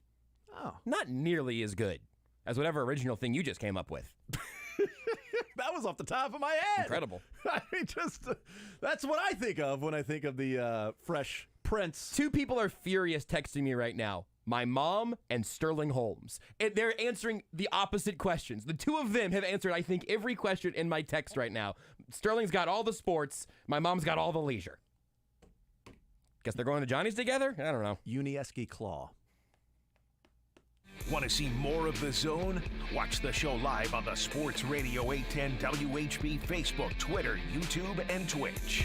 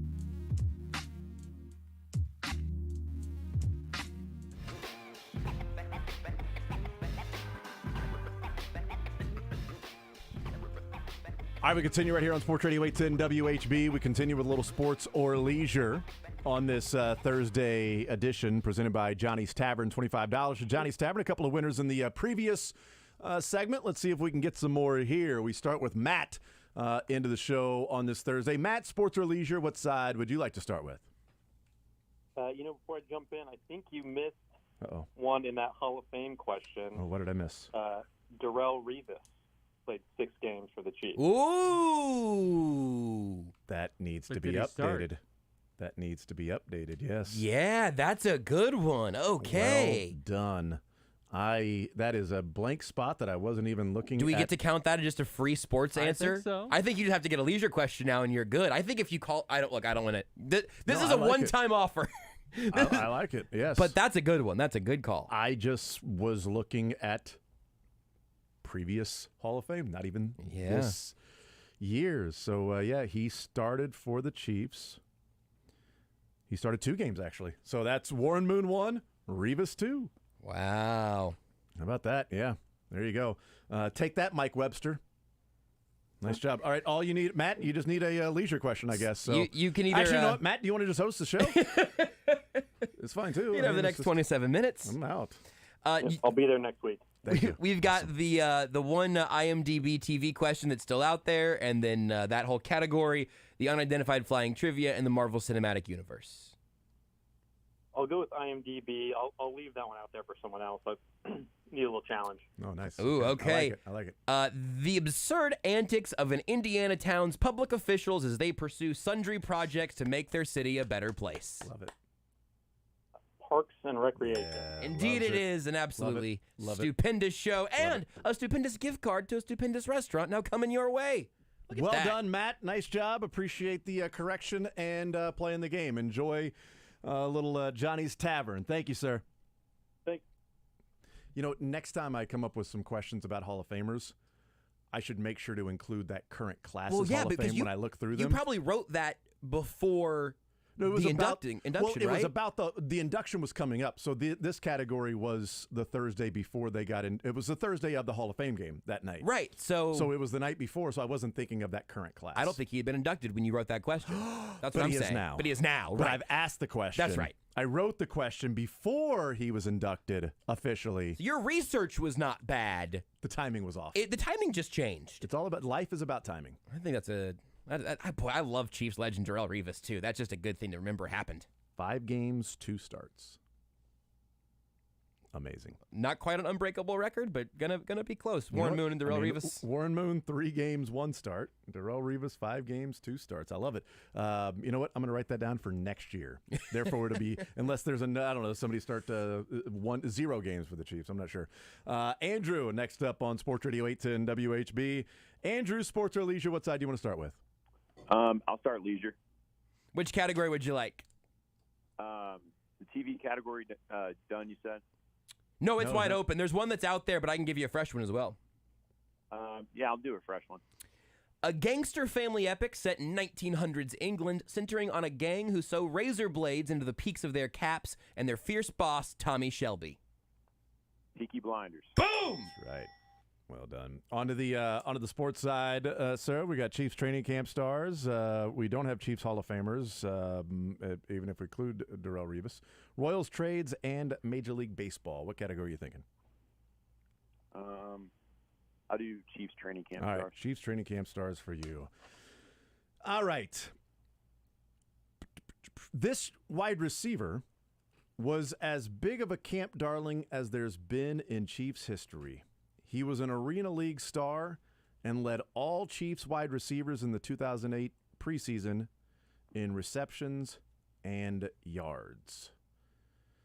Arena League star, 2008 preseason, big camp darling, led the receivers in receptions and yards that season. That's pretty much where it ended for him. Was that the Hard Knocks year? Oh, that would make sense. Was that Hard Knocks year with him? I almost said his name. So was that the Hard Knocks year with... 2008. Was Hard Knocks 2008 or was that 2007? I'm on IMDb, weirdly enough. 2007. I think it was, yeah, I think it was 2007. Did he end up with fewer games than Revis? Ooh, let me look it up. That's a great It's a question. really good question. I think so, but I'll look it up anyway. I'm not going to spell out the name while I do that. Oh, no, this guy played in 9 games. 9 games. Wow. Didn't start any, but... Oh, actually, this says 2007. Did I get my, so 2007 preseason games. So it would have been Hard Knocks then. So it would have been a Hard there Knocks you go. season. Was this guy on Hard Knocks? I just remember, I can't get Bernard Pollard's ass out of my head. So when I think of Hard Knocks, What? with the twerking that Bernard Pollard did in the locker room. That and Turk and Tank hanging out. Turk the and twerking, by Bernard twerking and then Turk and Tank out in the field just hanging out. You know, those guys on their own. And then the huge storyline of Damon Heward or Brody Croyle. Who's going to start for the Chiefs? You got to come up with some sort of drama. We're talking about the Chiefs in short yardage. We could be back in the good old days talking about Brody Croyle versus Damon Heward. That's right. And Bernard Pollard. Awesome. Twerking in the locker room. And Tamba Ali freestyle rapping. This is Tamba. And this is everybody. And I'm here. And I'm there. And I'm Tamba. Bobby Scipio. There you go. There Nice job. it There you go. Well is. done. Well done. Got there. Bobby Scipio. Is that a winner? That's a winner right great. there. That's a Awesome. dub. Andrew, put you on hold. Get your information. Congratulations. I felt like we stalled enough time for him to be able to look that up. I hope. Look, I mean, here's the thing. It would be a little bit hard to Google if you didn't know where you were headed. I don't know. You know, Chiefs' darling wide receiver who didn't quite make it. There's like 4,000 Google results for that. Let's sneak in one more before a break. Avery's been holding a while. So, Avery, sports or leisure, what side do you want to start with? Josh, you got that Stranger Things question? I don't, actually. Nope, no, he does not. Unfortunately, that one's gone. Dang it. It was just answered right when we switched from Andrew to you. Oh. Darn it. Isn't that odd? It's crazy. You just didn't hear that. When a young boy vanishes, a small town uncovers a mystery involving secret experiments, terrifying supernatural forces, and one bizarre little girl. That's Stranger Things? We were looking for bizarre things, We're looking unfortunately. for Family Matters. We were looking for the Weird stuff. the weird things of Bel Air. We were looking for Fresh Prince of Bel Air. Fresh Weird, wild stuff. Prince. That's wacky. That's what that is. That's just crazy, man. That's wacky. All right, on to the Chiefs training camp stars, Royals trades, or Major League Baseball. I do Chiefs trade or Royals trades. Sorry. Yep, no, you're good. Chiefs training camp trades. The Royals trades. All right. Ooh. We do Chiefs training camp trades. There's a couple of those. Josh, should I go with one that it's not easy, but I think it's easy enough, or one that I think is pretty difficult? I'm sorry. Who do we have on the line right now? This is Avery. Give me the 10 out of 10. Give Avery the heat. Avery, what do you want? Do you want the one that Give him the heat. I think is doable? You or got a want free leisure question. Give him the heat. You want the tough? You want the heat? Yeah. You know what? I've got a fun thing for if I lose. So yeah. Great. Let's do it. All right. The Royals made an in-season trade last year that brought back a future All-Star. It just happened to be for a different team this year after appearing in only 14 games for the Royals last year and just 25 at-bats. Brent Rooker? God darn it. Wow. I hate you. Wow. The force of 1,000 suns. Wow. It was Brent Rooker. That's unbelievable. Like I said, let's give him the tough one. Let's give him the difficult one. The real tough one that's out Look, there. Avery, nobody can ever say you didn't earn it. I mean, Yeah, that's my true. God, dude. That was quick. I Brent couldn't Rooker. believe that when I saw that he was an all-star. I was like, that guy? That Right. guy sucks. Exactly. That guy's terrible. Well, I guess somebody has to be an all-star, right? Yeah, I was like, I guess it's the A's. So Isn't yeah, that what what Michael Clevenger said before the no-hitter when he was talking about making the All-Star game for the Tigers? He was like, what? Like me? What? It's like I got like a 5 ERA and I made the all. You know what? I don't care. I'm going to embrace it. This is awesome. I'm an all-star. Somebody's got to make it. All right. Robert Fick was like an all-star for the Tigers, so I was like, that guy's terrible. Mark Redmond. Mark Redmond. That was the first time I watched an All-Star game hoping a Royal did not make it in the game. It's like I just don't want to. Oh yeah. He warmed up. I was so terrified they were going to put him in. Yes, I agree. I'm like, don't let the Royal ruin this thing. I don't want the Royal to go, everybody's going to have one. Of course, the Royals guy comes in. Mark Redmond.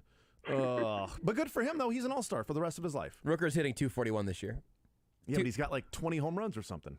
Yeah, he dropped off after like 2 months. April, he's actually he had like 15 in April. Yeah, now he has 19. Oh, okay, yeah. I was say, he had like he was like Ken Harvey that was batting like 400 through like middle June, and ended up batting I think 270 that year. Yeah, I which think was Ryan not. O'Hearn's cooled up a bit too. Yeah. But That doesn't remember we sound didn't right. have all this gold or something. Yeah. So did Jacob Junis last year. Cooled off after his incredible start. So that's what happens. They go some Russell. Like, thank God. Cool. Super duper. We'll put you on hold, Avery. Don't worry. You'll get to use that funny losing one very soon. Damn it. I feel like I am. Call me Ishmael. I am trying to hunt a loss for Avery. That's right. We'll take a timeout. We'll come back. It's the white whale or the silver tuna tonight.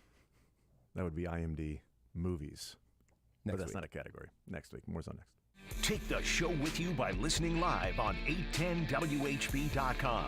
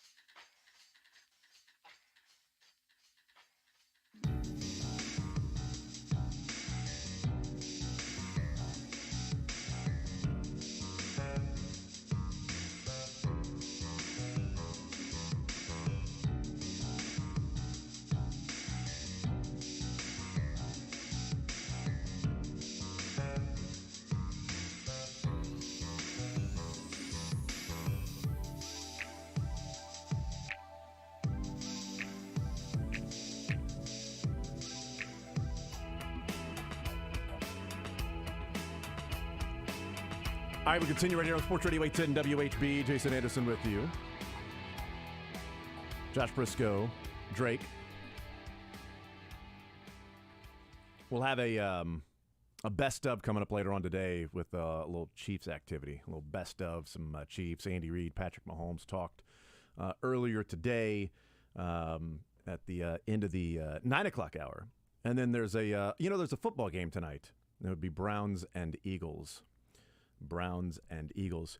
This is the last weekend without football games that count until technically the Pro Bowl. Huh. Because next weekend is week 0 of the college football season. Fantastic. 26th.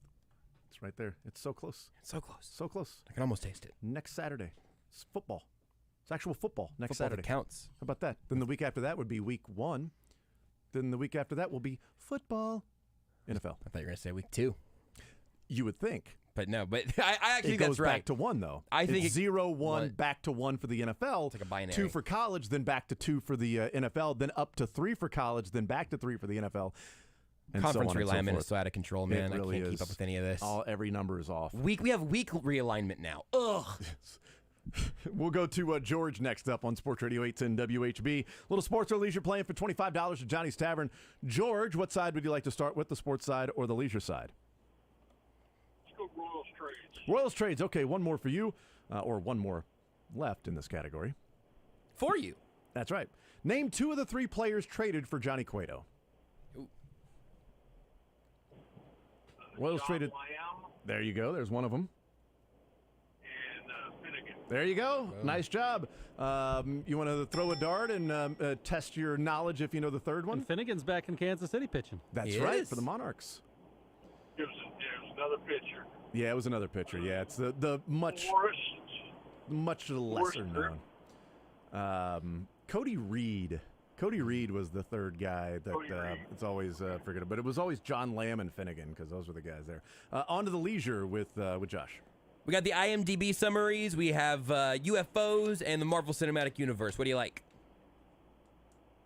I'm struggling with IMDb today, so I'm going to go, and I don't know Marvel, so I'm going to go UFO. All right. Let's go UFO. In this musical that's near and dear to the Drake's heart, only human victims will do for the extraterrestrial terror from this cult classic. Nice. Can I get it again? Yeah, in this musical that's near and dear to the Drake's heart, for reasons we've talked about on this show before, only human victims will do for the extraterrestrial terror from this cult classic.